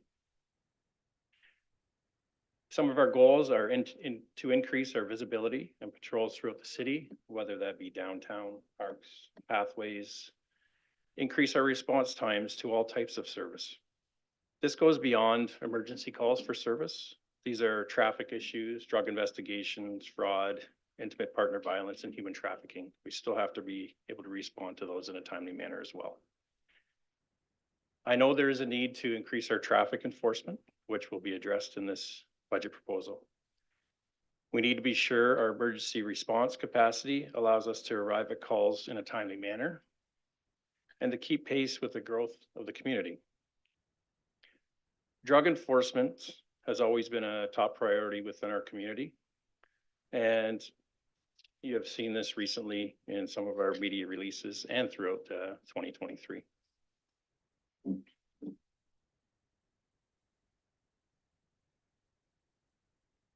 When we look at our strategic priorities to improve community safety, better collaboration and engagement with our community, enhance organizational excellence, there are a number of goals and targets that fall under these priorities, including making our roads safer, enhancing drug enforcement, improving outcomes for all victims, and a greater focus on the downtown. There is always room for more collaboration and engagement with our community partners through improving our external communications, working with and better engaging our community partners, our diverse communities, our youth, elderly, and vulnerable populations. Enhancing organizational excellence by continuing to leverage technology to make our work more efficient and use our resources appropriately. We need to look after our members' mental and physical wellness. And we also must enhance our performance management and career development to prepare people for promotion. So is Woodstock Police Service prepared to provide adequate and effective policing for 2024 and beyond? Well, this budget is designed to ensure that we continue to be well positioned to address these priorities throughout 2024 and into the future.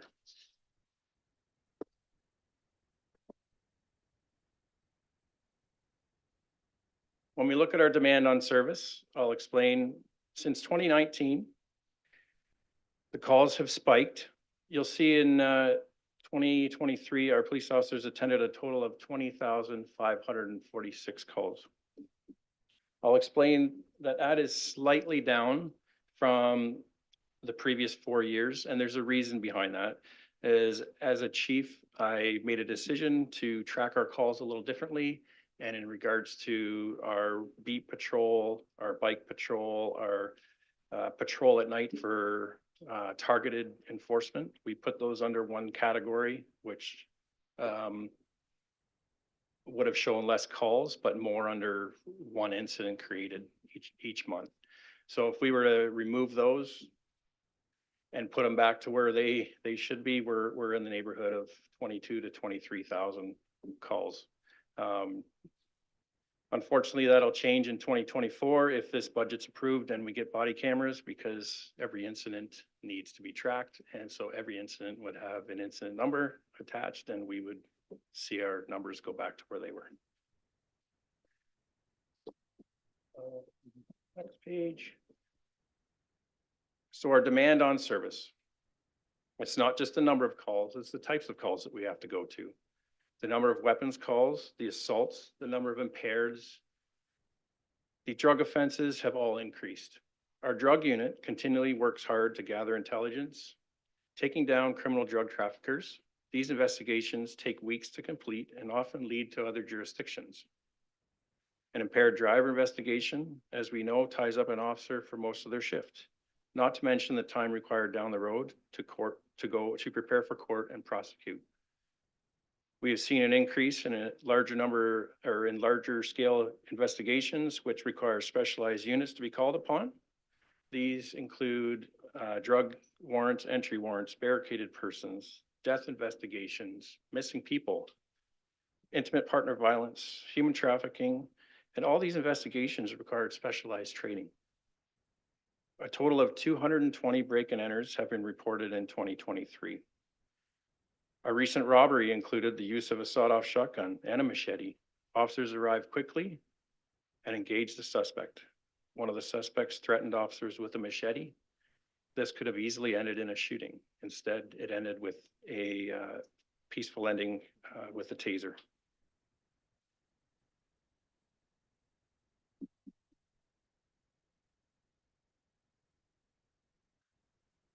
Unwanted persons is one of our highest calls for service. You'll see 1,247 for 2023. Every one of these calls requires a minimum of 2 officers to attend. We have 207 attempted or threats of suicide incidents. Most of these incidents would have a trained mental health clinician attached with 2 officers attending. We've experienced 151 overdoses.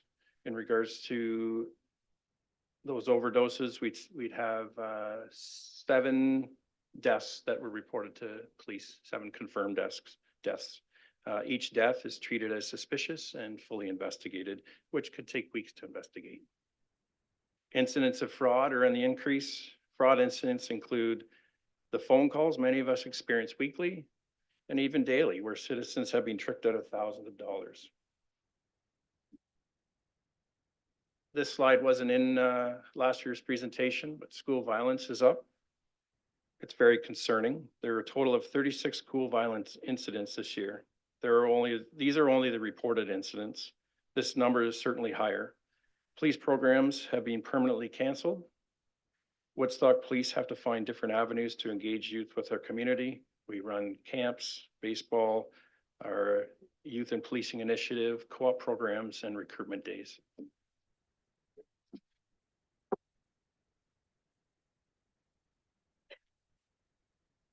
Our arrests in 2023 are at 1,467, but that looked a little low to me, so I did some research this morning, and we're actually at 1,529 for 2023. So remember, each arrest takes an officer off the road to do some paperwork, which could take 2 to 4 hours, depending on what they were involved in. It goes with an explanation that our population is continuing to rise. For 2025, we're supposed to be around 50,000, or one of the fastest growing communities. So let's look at our return on investment for 2023 from last year. I was approved to hire 10 officers. We did hire those 10 officers. Those officers are on patrol each and every day. There's more officers on patrol each and every day. Next, complete the computer-aided dispatch rollout in our frontline patrol vehicles. What this is the computer system in our car is fully rolled out. Officers can see calls coming in and respond accordingly. They can also see their partners on a GPS map and know where every officer is during the night. It allows for faster response, and it makes high-risk situations easy to set up according to the mapping situation. We completed our digital evidence rollout for collection and preservation of cloud-based storage. That would be in regards to criminal offenses, provincial offenses, and federal cases to be disclosed to the Crown through cloud-based storage rather than printing papers and burning discs. When we look at our return on investment in regards to our radar charges and so forth, our radar charges and our Highway Traffic Act charges are pretty stale. This needs improvement, which is part of this budget. Our criminal code charges continue to be high. Our Youth Criminal Justice Act charges are slightly higher over the last year, and our drug charges continue to be consistent Those are meaningful drug charges. We rarely lay straight possession charges. Most of them are for trafficking or bringing drugs into our city. And last year, our drug intelligence unit alone did 24 investigations. They seized 3,544 grams of fentanyl with a street value of close to 1.8 million. 900 grams of meth, street value close to 90,000. 3,400 grams of cocaine with a street value of close to 340,000. In addition, 160,000 seized for cannabis from illegal distributions, and almost 200,000 in Canadian currency. That was what the drug unit did alone. That's not what the officers on the road have done just from traffic stops alone. A number of our police investigations have ended with loaded firearms and weapon seizures. And again, each charge comes with paperwork. So our assessment, we need to continue to build on that base, increase our staffing levels and technology to keep pace with the growing community and increasing workload into the future. These staffing increases are required to continue working on a safer community, which I'll continue to explain. These are factors that would impact the 2024 budget. Contractual salary increases. When you consider about 90% of our budget goes towards human resources, this is a significant driver. Increase to health and life benefits, 5.5% increase. Increase to WSIB costs. Our benefits cost represent about 7% of our overall budget. We'll also see an increase of 8.8% in our insurance rates for 2024. Another factor would be increasing the number of officers in specialty units and introduction of body-worn cameras. One of the directed community survey questions that we posed was if the citizens of Woodstock would support police wearing body-worn cameras. The result of that survey was 82% of citizens through the phone conversation would want officers equipped with body cameras, and 83% online would like officers with body-worn cameras. This will hold officers accountable, including the general public who they deal with. It holds both accountable at all times. Police investigations in most cases would have better evidence.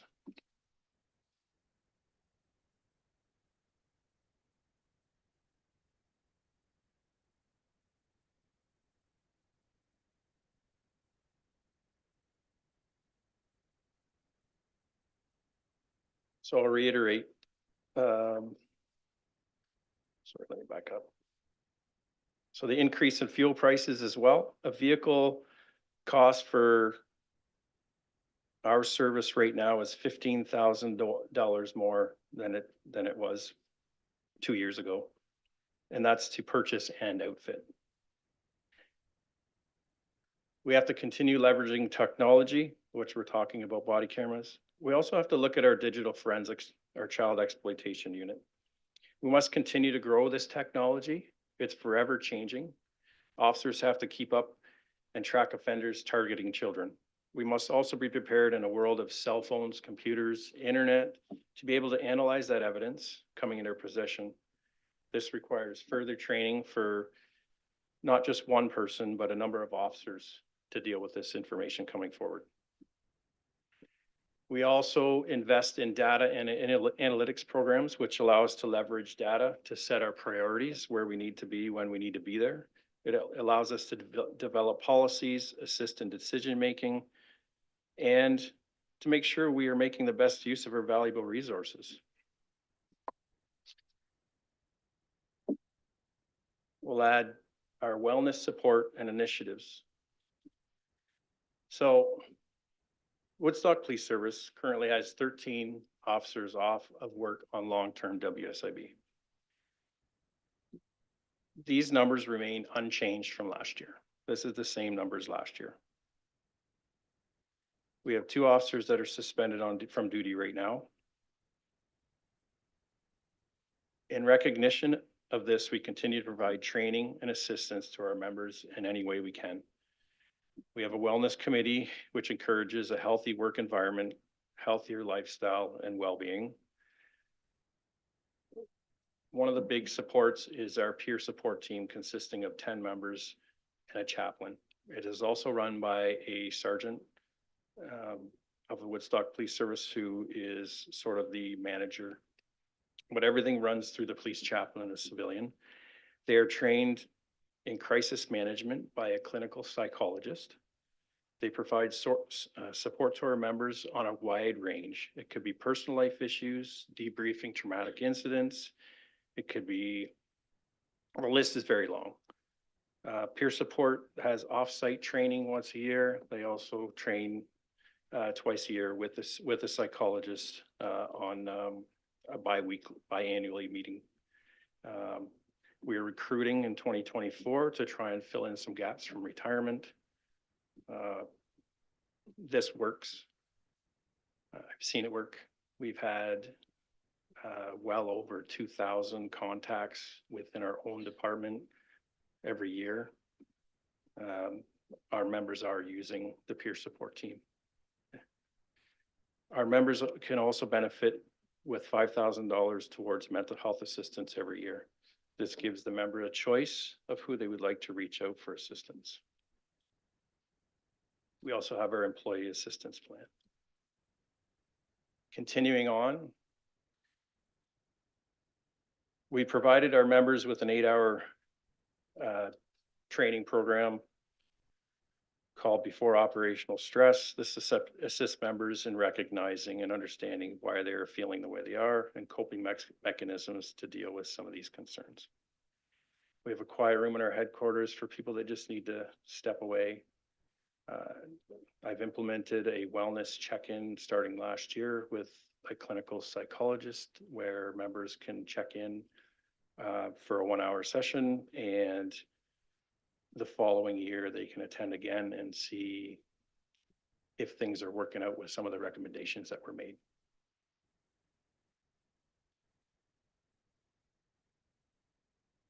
And we also have a wellness factor in regards to passing your yearly fitness test.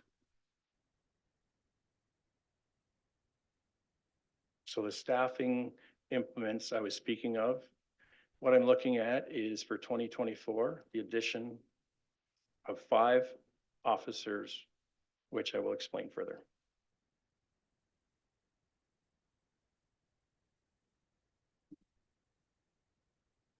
Top 3 concerns for the citizens of Woodstock are: number 1, drugs; number 2, more patrols and more visibility and more police; number 3, crime and homelessness downtown. The intention of these additional hires is to have them all assigned to various specialty units. You'll remember last year I spoke about 10 hires. They would be frontline patrol, to beef up our frontline patrol so that we had more people to respond to more calls. This is different. The intention of these additional hires is to assign them to a specialty unit, starting with a further traffic officer to concentrate on Woodstock traffic issues, which are nonstop. They come in every day. This allows for more coverage throughout day and night. It will allow for more traffic initiatives, MTO blitz to remove unfit vehicles, more targeted enforcement of problem areas such as radar, stop sign, cell phone usage. In all, this budget will allow nearly 3 times the traffic coverage which we already have. Expanding the community response unit by 1 officer will provide more proactive foot bike patrol downtown. Officers will be seen more. They'll be in our parks and trails and addressing issues within the community. The 3rd would be attached to our drug and intelligence unit to deal with the continuing drug issues we have in Woodstock, to arrest traffickers bringing drugs into this city.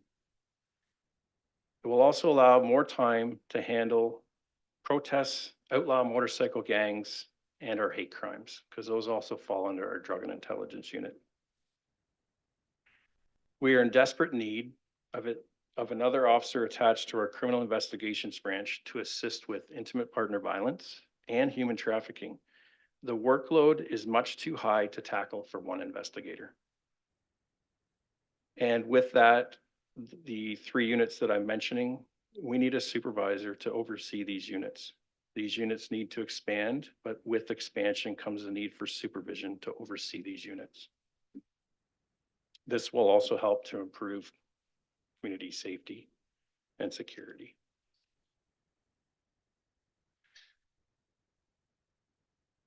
So to backtrack just slightly, so there'll be more time spent on traffic enforcement. Additional response to ongoing community issues, including beat and bike patrol. Additional patrols and strategic enforcement throughout cities and parks. Increased dedication to investigating and assisting victims of intimate partner violence and human trafficking. Increased technology capabilities and more time investigating drug trafficking. Now we come to the bottom line. This investment is a critical step to ensure we are well positioned to meet the safety needs of our diverse, vibrant, and growing community, and provide effective and efficient policing into the future.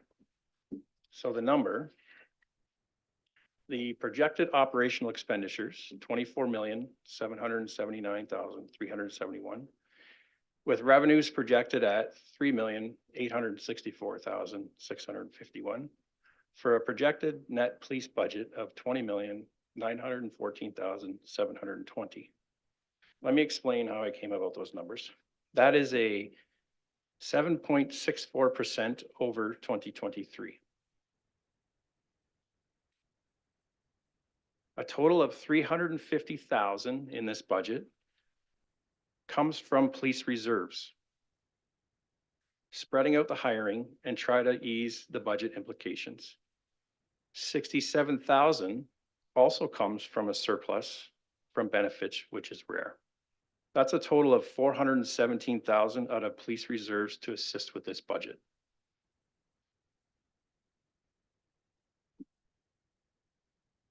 If I remove what I'm asking for, if I remove police officers and body cameras, and I just take the budget for taking care of insurance, raises, contractual issues, I'm at 4.72%. So the difference there is 2.92%. Now remember, I've taken 417,000 out of reserves to help this along. If I take that back and put it in reserves, I end up at 6.87. So essentially, I'm asking for 0.75% extra to pay for body worn cameras.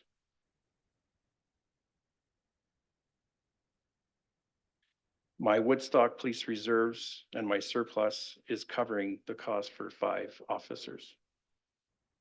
We've done our best at keeping the percentages low.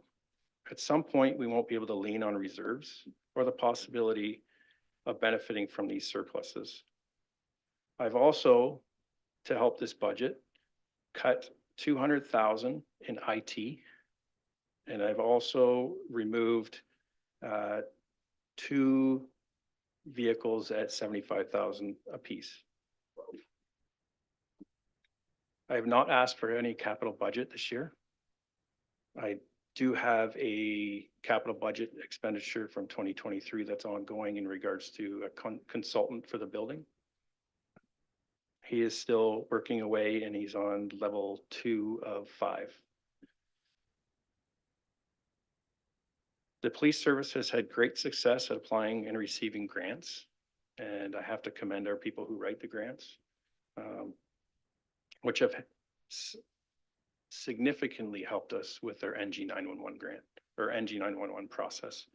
We are almost ready to go for 2025 already at this point. We've got a few hiccups to work through, but that's normal with technology and we'll get through it. So this funding request will allow me to continue providing safety and security for every citizen in the city. The budget is built with the assistance of community feedback. It shows I am listening to the community demands and expectations. This city is growing and your police service needs to continue to grow with it to provide effective and efficient policing now and into the future. I'm happy to answer any questions. Thank you, Chief. Counselor Tate. Through the chair, just some comments. First off, I'd like to thank the chief and his senior officers and the Police Services Board for bringing this responsible budget forward. I've seen other municipalities and it's really high. And also acknowledge the newest member, Mr. Stevenson. I know you're a financial wizard from what I've been told, so we're very thankful, and I'm glad Mary Ann Silverthorne stayed for the meeting because she sat on the Police Services Board for, I think, over 10 years, so she understands how difficult it is, so she gets it. Just for benefit, because I have a lot of experience in this, the job of a police officer is extremely difficult and extremely stressful. It's gotten more so in the last 4 to 5 years. I know from experience, my ex-husband, one of the last calls he had was a loaded gun, and that was in London. So to hear that we're having those calls in Woodstock now is horrific. He said that's when he knew he had to retire because he had never experienced that before. So for those people that have no idea what goes on, every day you go to work, all the concern is the chief is that you come home from work because you do have no idea what call you're coming to. I've had calls to me wondering if my husband was home because they heard something had happened to him. He had to go to a mass killing and they thought he was one of them. So it's a horrific job and it's very stressful. So we need to understand that. I know unless you've lived it, you don't understand it. I find it very frustrating when I read about councils not supporting their police board or their police services, or I hear stuff in the public on social media because it is difficult. It is really difficult. So I think you need to take the message back that, we're very thankful. We appreciate your services.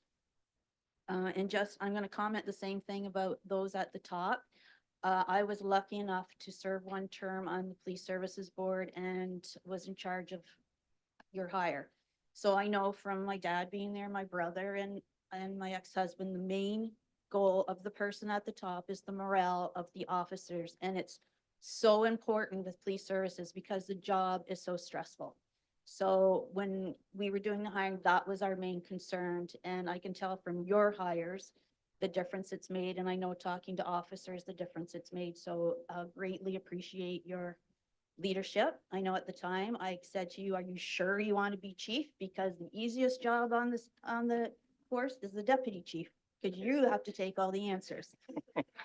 So thank you very much. And I wish people understood how difficult the job is. I mean, just today I read there's a mass shooting in Ottawa. So we have officers that have to go, they witness 4 dead children, and then they have to go to those families and speak to them. I mean, I don't think anybody understands the job unless you've been there and you've lived it. So, and thanks the board again.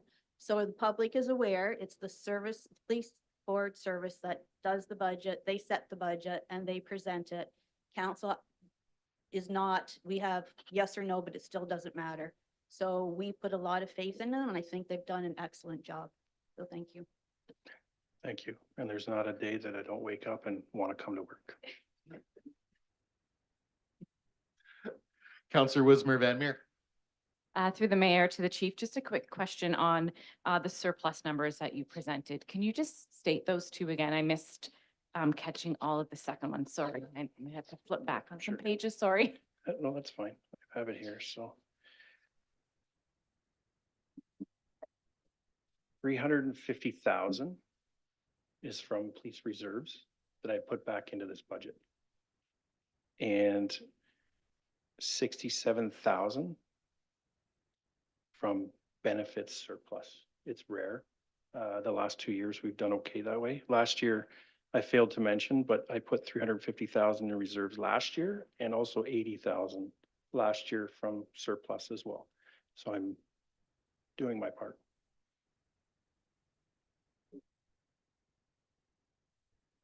Thank you. Any other questions of council to the chief? Councillor Lauder?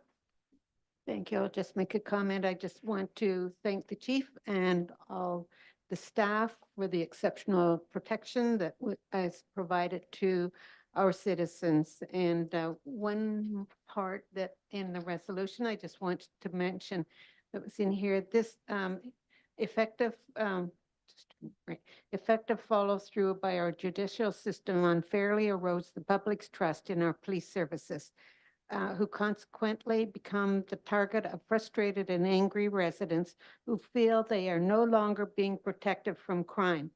And I see that many times on Facebook or social media that our police are blamed for, they're not there, they're not doing their job. And we know you are, and if we provide the monies that you need to conduct everything, I think that we can provide a good service for the city. So thank you for the job you're doing. Thank you, through your worship, to Councilor Lauder. Yes, our officers, they do become frustrated, but they still do their job. They still show up to work. They'll still show up at your house. They will still arrest the same person over and over, but they will be there. Councillor Martin? Thank you, Mayor Accioni. Through you, several weeks ago, 6 weeks ago, we had a delegation here specifically talking about traffic issues on their street. I believe it was Wellington Street. It's not the first delegation that we've had. We've had other residents come and talk to us. And as a part of their delegation, they said that they would like to see traffic issues in our city addressed by whatever means necessary. And I believe we mentioned at that time that you would be here at this meeting. So a significant part of your budget increase is to address traffic issues. I guess my question is, I believe you said 3 officers specifically to be focused on traffic. What does that mean across this growing city, geographically north to south, east to west? How much, if someone has an issue on their particular street, I want to caution that 3 more officers doesn't mean those 3 people will be on their street all day, every day. How does that spread out for you in organizing? Obviously, you have hotspots that you know of. Is that where you start? And how do you spread people out?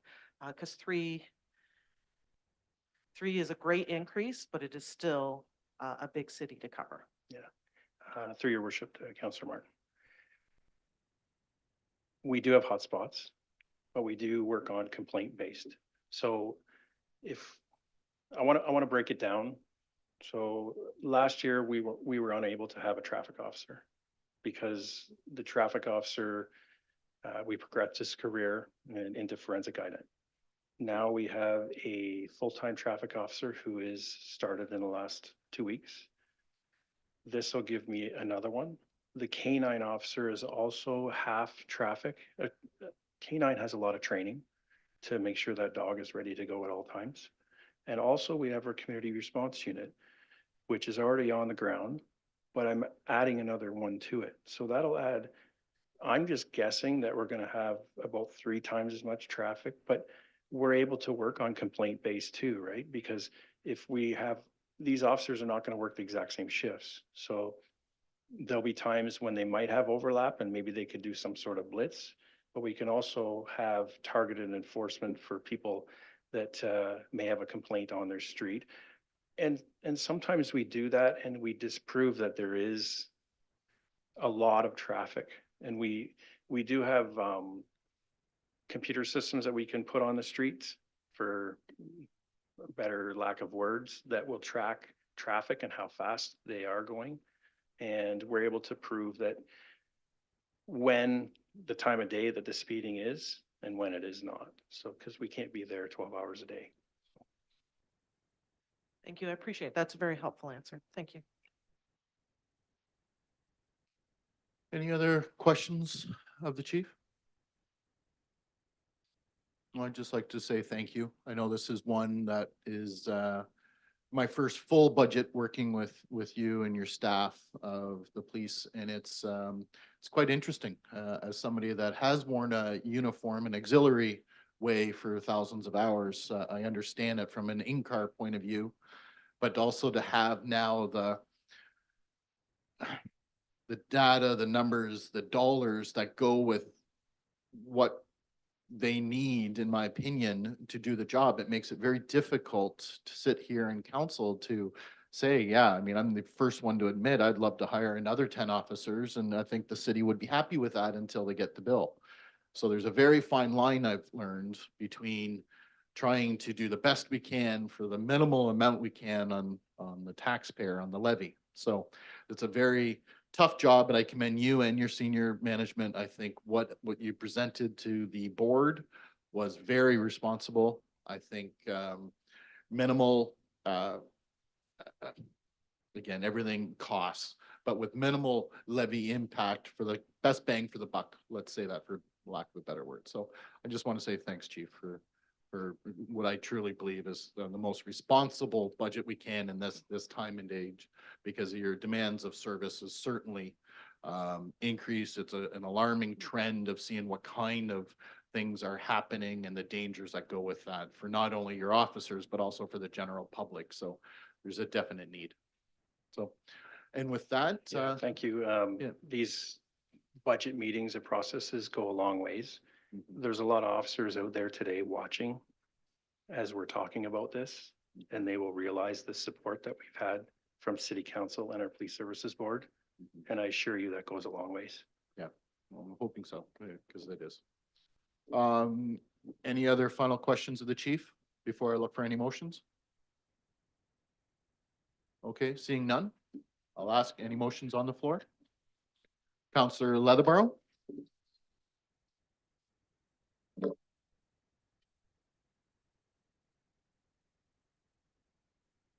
Moved by myself, and I do have a seconder. Whereas the Woodstock Police Services budget presentation under further demand of service calls identifies an increase in unwanted persons, attempted or threats of suicide, overdoses, and school violence incidences. And whereas the Woodstock Police Services budget presentation under community priorities identifies emergency response capacity keeps pace with the growth of the city of Woodstock. And whereas the Woodstock Police Services budget presentation under Wellness and Support Initiatives identifies 13 officers currently off work on long-term WSIB. And whereas the Woodstock Police Services budget presentation under Wellness and Support Initiatives identifies a $5,000 benefit towards mental health assistance. And whereas Section 10(1) of the Community Safety and Policing Act, which comes into force on April 1, 2024, states that the police service boards and the commissioner shall provide adequate and effective policing in the area for which they have policing responsibility in accordance with the needs of the population in the area and having regard for the diversity of the population in the area. Whereas Section 11(1) of the Community Safety and Policing Act states that adequate and effective policing means all of the following functions provided in accordance with the standards set out in the regulations, including the standards with respect to the avoidance of conflicts of interest and with the requirements of the Canadian Charter of Rights and Freedoms and the Human Rights Code. 1, crime prevention. 2, law enforcement. 3, maintaining the public peace. 4, emergency response. 5, assistance to victims of crime. 6, any other prescribed policing functions. And whereas MHEART, Mental Health Engagement and Response Team, pairs on-duty police officers with a crisis and outreach clinician from CMHA to respond to police calls when mental health or addictions could be a factor. And whereas this is a visible need for additional MHEART clinicians in the city of Woodstock to assist Woodstock police officers and residents with crisis management. Now, therefore, it be resolved that Woodstock City Council requests that the Woodstock Police Service Board consider relocating $180,000 within the 2024 Woodstock Police Services budget to provide funding for 2 additional full-time MHEART clinicians to enhance community mental health response and support frontline officers in the city of Woodstock. Thank you. Looking for a seconder on the motion. Councillor Martin. Yeah, I'll second the motion to get it on the floor for discussion. Thank you. Counselor Leatherborough, would you like to speak to your motion? Thank you, Worship. I did ask Counselor Martin if she would second it for the purpose of discussion, so thank you very much for doing as I had asked. Out of just a variety of community conversations from residents talking about various budget items as we are embarking upon approving the overall budget at the end of March. A lot of people are concerned with the environment that police officers are faced. I was asked what the ratio is for MHART clinicians, things of that nature. And I believe I asked that question last year if MHART clinicians were part of Woodstock Police Services. So learning that it is a separate item from the police budget. So I reached out to CMHA earlier in the week, but I first want to draw our attention to an article from February 1, 2021. It is titled MHART Program Receives Permanent Funding, Will Increase Hours. So again, typical Kate fashion, I won't read the whole article, but I've just clipped some captures because I do think that this is important. The program has clinicians with the Canadian Mental Health Association Oxford partnered with Woodstock Police and Oxford OPP on mental health related calls in their coverage areas. The MHART clinician is often able to assess and aid in de-escalating a situation while offering advice on the next steps. By being able to respond at the time when an individual is in crisis, it can help our officers with the de-escalation of the individual and help with possible underlining conditions to make determinations on the best methodology is to support a person. And that quote is from Inspector Tony Heimers from the Oxford OPP. The first 2 years of the program have helped more than 1,750 people in mental health crises.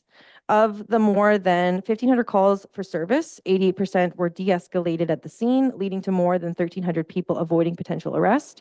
For those who were apprehended, 75% were taken to hospital and more than 2,300 people were referred to community support services. Though police officers are trained in crisis intervention and mental health first aid, both Heimers and Longworth said the additional help from clinicians has seen apprehension rates decline. That leads to less of a burden on emergency room resources and helps officers focus on the other service calls. So I'll just leave that there. And then I also found last year, now my notes are all over the place, excuse me. Last year, October 10th, 2023, $118,648 from Ernie Hardeman's office, MPP Ernie Hardeman's office. The funding is being delivered through the Mobile Crisis Response Team Enhancement Grant and enables police to utilize trained crisis workers when responding to those in need. Specialized support is often needed when police interact with people who are experiencing a mental health crisis. That is from Mr. Hardeman himself. So to date, there are 6, the crisis team is made up of 6 people, clinicians. They are scheduled 5 days a week, 10 a.m. till 8 p.m., and that is shared between Woodstock Police and Oxford County. I do believe that this grant was to the entirety of Oxford County, and I do know from CMHA that there's been a bit more of a need and a pull from Tillsonburg as we discuss the climate that's impacting all of Oxford and Woodstock. So I wanted to bring this forward because, yes, it is a large budget, and you know, the expression is it's a drop in a bucket. But I think that the key factor is that residents are both concerned with what officers are facing, as well as they are concerned with the mental health crisis, which I have personally wrote correspondence back in October. We have done community engagement via benches, CTS sites, the one on Museum Square. I'm sure we're all watching social media. Councillor Tate, you watch social media. The comments are like mental health and addiction, all of those kinds of things. No, I don't. And so Thank I you, think that, Councillor excuse me. So I think that the reality is that as counselors, I think that we are hearing all the time mental health and addictions. And while I am requesting to the board, it is not my decision. It would ultimately be the Woodstock Police Services Board's decision. I write this motion to say, if it is possible, it signals that we have made commitments. We have declared IPV as an epidemic in the city of Woodstock. I just came from a femicide prevention workshop this morning, and it was other officers, other police forces, as well as Woodstock Police and community members talking about an engaged community response. And I want to see the officers in Woodstock supported so that if there's someone sleeping in a vestibule, 2 officers don't have to maybe assist. I'm not privy to that policing details, but I want to make sure that those people are then filtered out to other community supports and allows the police to police. We hear a lot as well about speed in the city of Woodstock, and I know that that's an issue across the municipality, but I do not want it to be lost that this is something that I think could absolutely support our officers, as well as identify that the community has asked us as municipal government to do something about the mental health crisis. Thank you. Any other comments or questions on that? Councillor Tate? Chair, first off, I don't govern by social media, so I'm not on social media. And I think that's disgraceful that we make decisions based on social media because it's a very small portion of the community. I wrote out a comment because I did not want to miss anything, and I find it quite offensive, this motion. So we govern by federal, provincial, municipal laws. So for the public's information, the police budget is set and presented by the police board as outlined in the Police Services Act. So according to the act, the police board doesn't even need to respond to this motion. So it's a nothing motion. It's theatrics. So also for the public's information, MHART is funded by the province. So if the councillor wants more funding for MHART, I suggest to lobby the level of government that is responsible for that social agency. Funding for a social agency has no place in the police budget. And I think the police chief was very clear on all the avenues available to police right now for mental health. And he listed off a whole range of stuff. I think you need to understand policing before you advocate for something to go help, because when somebody has a call, you can't send a social agency. Most stuff requires policing. So I'm sure the police board will not respond if the motion's passed. Both Councillor Lauder and the mayor sit on the police services board and are both well aware that council cannot dictate anything on the budget. So I know the wording was very Point of careful. order, it is not dictating. Point of order, it is not dictating. That's fine. No, but point That's of fine. order. And if we can get a point of order, if Councillor she doesn't stop, Leatherborough, it should go to the enough right now. floor. Let her finish. She is specifying that. Hey, I said, we cannot dictate. I didn't say you, I said us as a council. So we cannot express where the money is spent, and if the board looks at the budget that is set and they cannot adequately man the force with what we decide, it goes to a commission, and we know the commission's going to side with the police board. So I think it's extremely important when we're talking about social media, for those that are on it and use it in a positive way. So when we have people with mental health issues, what's the number one issue? Social media. So that is why I don't go on it, I don't govern by it, and I would never make a decision based on it. So I would like a recorded vote, and I would never support this motion. thank you. Any other comments? Councillor Lauder? Thank you. I also will not be supporting this motion. The board has passed the budget. Should this request be approved, funding would have to come from reserves, much needed, I must add, or unless cutting officers or body cams, all part of the approved budget. MHART has been, as Councillor Tate has said, is funded by the province. Why would we reduce the police budget to pay this? As explained by the chief, it is a much needed request of the budget that has been put forward. Thank you. Thank you. Any other comments or questions? I'll simply add that I love MHART. There's no question. MHART does a phenomenal job, not only in our community, but also in all of Oxford County. They do a great, and for those that don't know, mental health engagement and response team is what MHART is. They work alongside police officers when needed. MHART does not replace a police officer though. Let's be clear. MHART is funded through the province. It is a provincially funded program. I think if there is a desire to have more MHART clinicians, by all means, I mean, I think this would be a great thing for council to put something together and submit it to the province and ask for more funding. But I too will not be supporting this. I think with the responsible ask of the police chief and the board, I think we would only be taking away what things we've identified and the things they've worked hard at trying to address. Keep taking money out of reserves is not a way we want to go. And for those reasons, I won't be supporting this, but though I want to be clear, I love the MHART program. For those that are working it and for those police officers that work with them, I'll certainly support something we can do to advocate for more funding through the proper channels, through CMHA where it's funded. And no, is there any other comments or questions before I call the vote? A recorded vote, I'm sorry, thank you. So I'll go to the deputy. Thank you. Counselor Leatherbear, Yes. Counselor Martin, No. Counselor Schattenberg, No. Counselor Tate. No. Counselor Wismer Van Meer, No. Mayor Accioni, No. and Counselor Lauder. No. Motion's defeated. Thank you. So at this point, if there's nothing else, this item will be dealt with as part of the budget revisions and approvals at the March 21st, 2024 regular council meeting.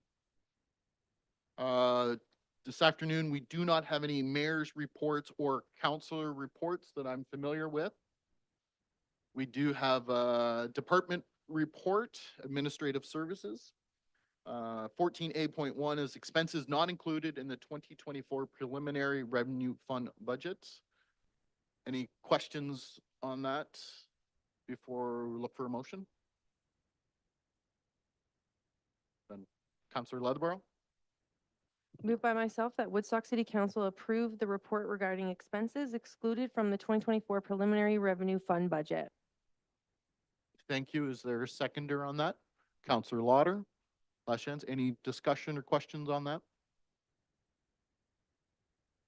Seeing none. All those in favor?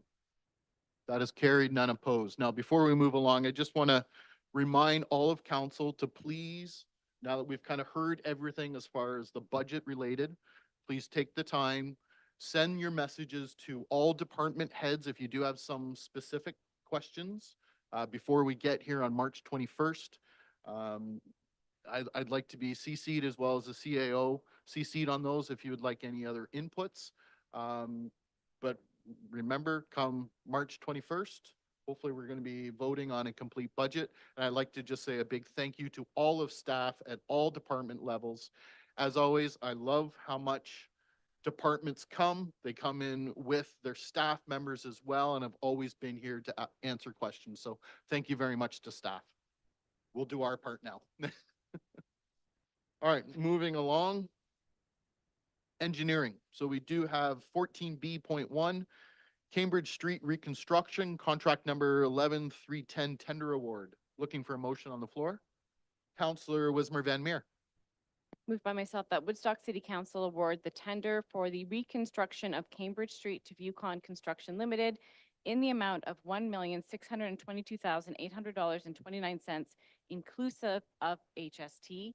And further, that City Council approve the reallocation of $16,000 from the surplus funding on the Leinster Street reconstruction 11308 to fund the shortfall of the Cambridge Street reconstruction 11310. Thank you. Looking for a seconder. Councillor Schattenberg, discussion?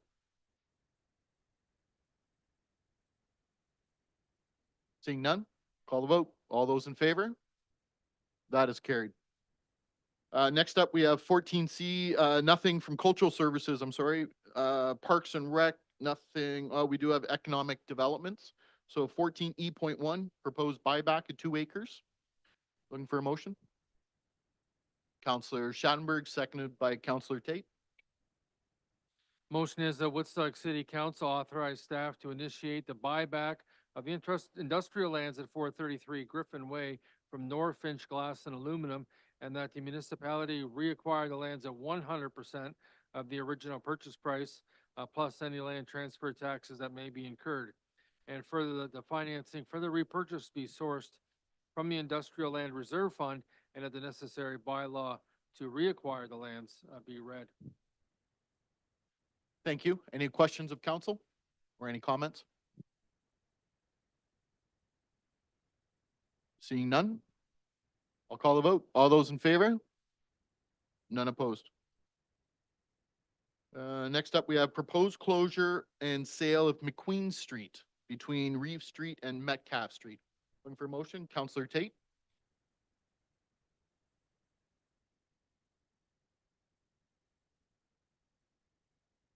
I'll move that Woodstock City Council close and declare surplus a portion of McQueen Street between Reeve Street and Metcalf.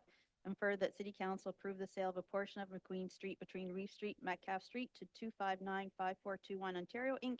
And further that necessary bylaws be read.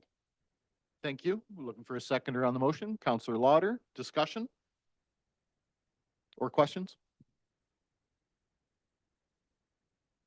Seeing none, I'd just like to say I think this is another great way, a good show of this council looking to see what we can do with the lands we have here in the city of Woodstock and looking to infill as much as we can with little or smaller effects to the neighbors. And with that, I'll call the vote. All those in favor? Opposed? None. Thank you. That is passed. Next up, we got 14E.3, proposed sale of city-owned industrial land. Looking for a motion? Counselor Schattenberg, seconded by Counselor Lauder. Motion that Woodstock City Council authorize the mayor and clerk to sign an agreement of purchase and sale with 2211768 Ontario Inc.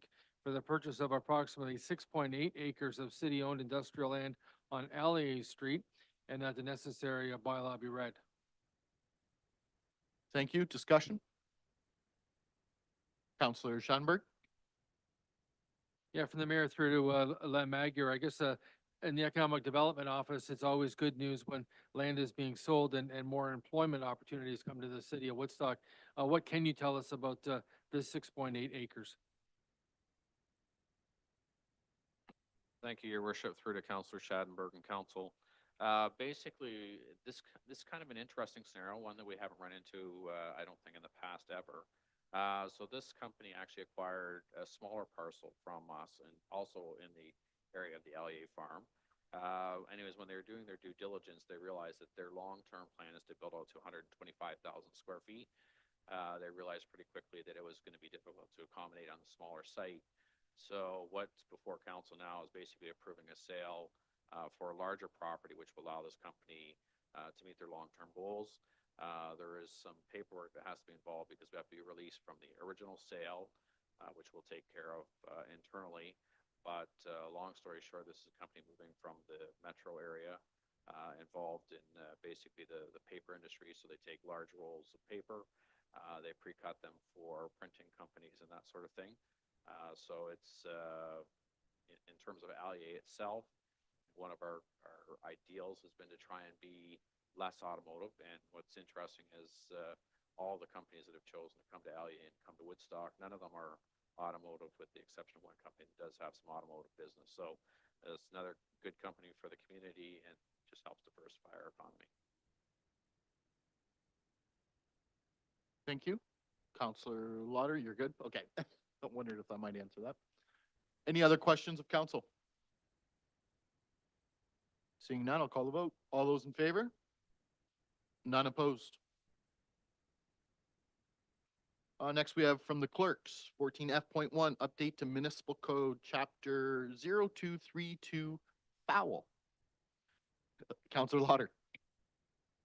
Thank you. I'll move that Woodstock City Council direct staff to prepare updates to Municipal Code Chapter 0232 foul, pigeons to add or improve requirements for distance and location of coops, sanitary conditions of coops, and limit the number of birds permitted, and further that staff be directed to introduce the necessary set fines and short form wording schedule to improve enforcement efforts. Thank you. Discussion? Sorry, did I have a seconder for that? No, I didn't. Looking for a seconder, Counselor Leatherborough. Now discussion, sorry. Counselor Leatherborough. Through your worship to the deputy clerk, I was just wondering, and maybe I missed it, but I was just wondering if you had a rough estimate of if roosters are allowed. Is it one rooster or just within the, I'm volleying it to you. If there's someone else I should be asking, please let me know. But I just was wondering around the feedback, the scan on roosters.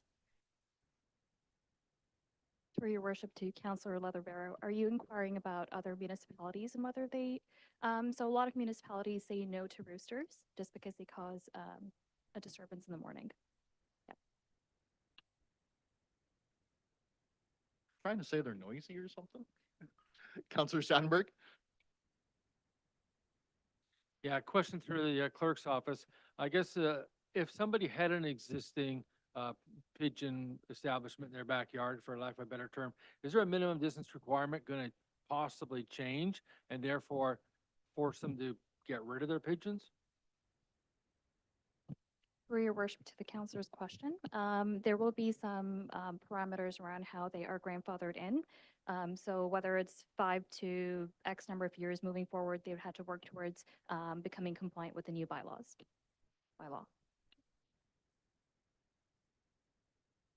Counselor Wismer Van Meer? Through the mayor to the deputy clerk, kind of a follow-up to Councillor Schadenberg's in regards to number of fowl that could potentially be at somebody's property. Would that be a consideration as well as grandfathering in?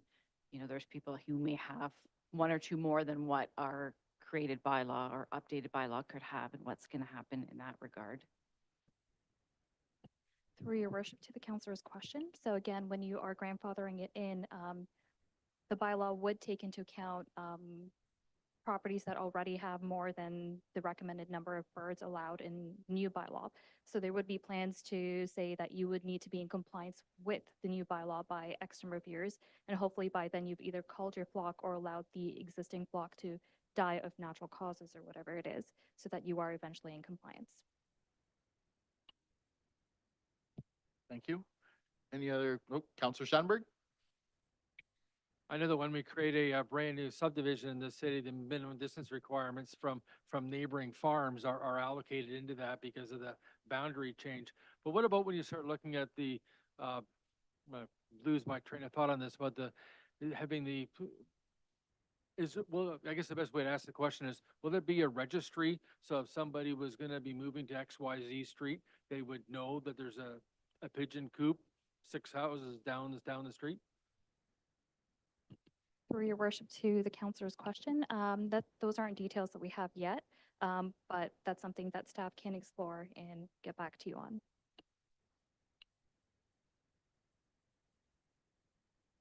Thank you. Any other questions or comments? Seeing none, I know some people are probably sitting at home right now or going to be watching this in the near future with a lot of questions. I'd recommend you go to 14.f.1 to read the update to Municipal Code Chapter 0232 for any of those changes that are coming forward. And with that, I'll call the vote. All those in favor? None opposed. Carried. So we don't have anything from the CIO's office, Human Resources, Fire Services, Public Works, or IT tonight. We have no special committee or advisory task force reports, no notice of motions, and no new business that I'm aware of. So that brings us close to the end for draft bylaws. Councillor Martin. Thank you, Mayor Accioni. Moved by myself and seconded by Councillor Tate that the following bylaws be given a first and second reading. 9666-24, a bylaw to provide for the purchase of certain lands owned by Norfolk Glass and Aluminum, Inc. 9667-24, a bylaw to provide for the stopping up and closing of part of a highway. 9668-24, a bylaw to provide for the sale of certain lands owned by the Corporation of the City of Woodstock to 2595421 Ontario, Inc. And 9669-24, a bylaw to provide for the sale of certain lands owned by the Corporation of the City of Woodstock to 2211768 Ontario, Inc. Thank you. Any questions of council? Seeing none, Councillor Martin. Oh, we should probably vote on it. You're right. Not that I'm trying to get out of here. All those in favor? None opposed. Now, Councillor Martin, thank you. Thank you, Mayor Accioni. Moved by myself and seconded by Councillor Wismer Van Meer that the following bylaws be given a third and final reading. 9666-24, 9667-24, 9668-24, and 9669-24. Thank you. Last chance. Any questions or comments on those? Seeing none, I will not forget to call all those in favor. None opposed. And with that, that brings us to the end of everything tonight. Let's start with Councillor Lauder. Thank you. From the Art Gallery, families looking to stay busy during March break can drop by the Art Gallery on Wednesday, March the 13th from 10 a.m. to 12 p.m. for free art activities. Visitors will have the chance to meet artist Irma Macroon-Knight on March 13th from 12 to 3. Her work is featured in the main gallery along with pieces of her late mother, Rita Forrest, in an exhibition that highlights the powerful connection between mothers and daughters. And tomorrow is, I'll be attending the International Women's Day. And that's all for today. Thank you. Thank you. Councillor Leatherborough. Happy International Women's Day tomorrow.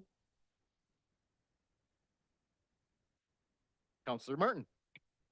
Thank you, Mayor Accioni. I won't be so brief. I often am. So very much want to wish the residents of Woodstock a safe and happy March break. I know there's lots of activities going on through Parks and Rec and the museum and the art gallery. And you have said it before, Mayor Accioni, that there is always something to do for young people in our city. So we want people to enjoy that. I want to wish my colleagues a happy International Women's Day. It is a pleasure to work with each of you. We don't always agree 100% of the time, but that's okay. I will be celebrating tonight. The Liberal Party is having an event. The guest speaker is Bonnie Crombie, so I'm looking forward to that. I'll be attending virtually, not in person. And I just want to say I'm really fortunate. I know we all are fortunate to work with some amazing female leaders across Woodstock and Oxford County on the different boards and committees that we work on, in businesses and in nonprofits. We have a lot of very talented leadership in this city through the women that we get to work with. And as I learn from other women, and hopefully every once in a while get to support and encourage other women, take this responsibility very seriously and encourage us all to be a voice and not an echo. Thank you. Councillor Tate. So for the International Women's Day, my print did show up. She's a very famous Indigenous artist, Christy Bellecourt. She did sign it. And for those that are going to be there, when you look at it, it is incredible to see the print. But just so you know, the original is all beaded. So when you see it, it is just to picture that beaded, it is incredible. There's also the table that I have one of the women that's coming with me is a friend of mine, and she makes quilts based off of these prints. So if you get a time, come over and talk to her and see her pictures. She doesn't sell them, she just does them, but they're based on these prints and they are incredible. And further to that, I would like to thank our city engineer. He's donated 3 cards for 1 month each for bus passes for the auction. And Mr. Connors has donated swim lesson block also for the auction. So I'd like to thank all those people out there that did donate for tomorrow. Unifor said they've got a lot of donations, really excited. And there is a silent auction, so just in case there's any men out there that aren't attending, you can bid. And that's it. Thank you. Thank you. Councillor Wismer Van Meer.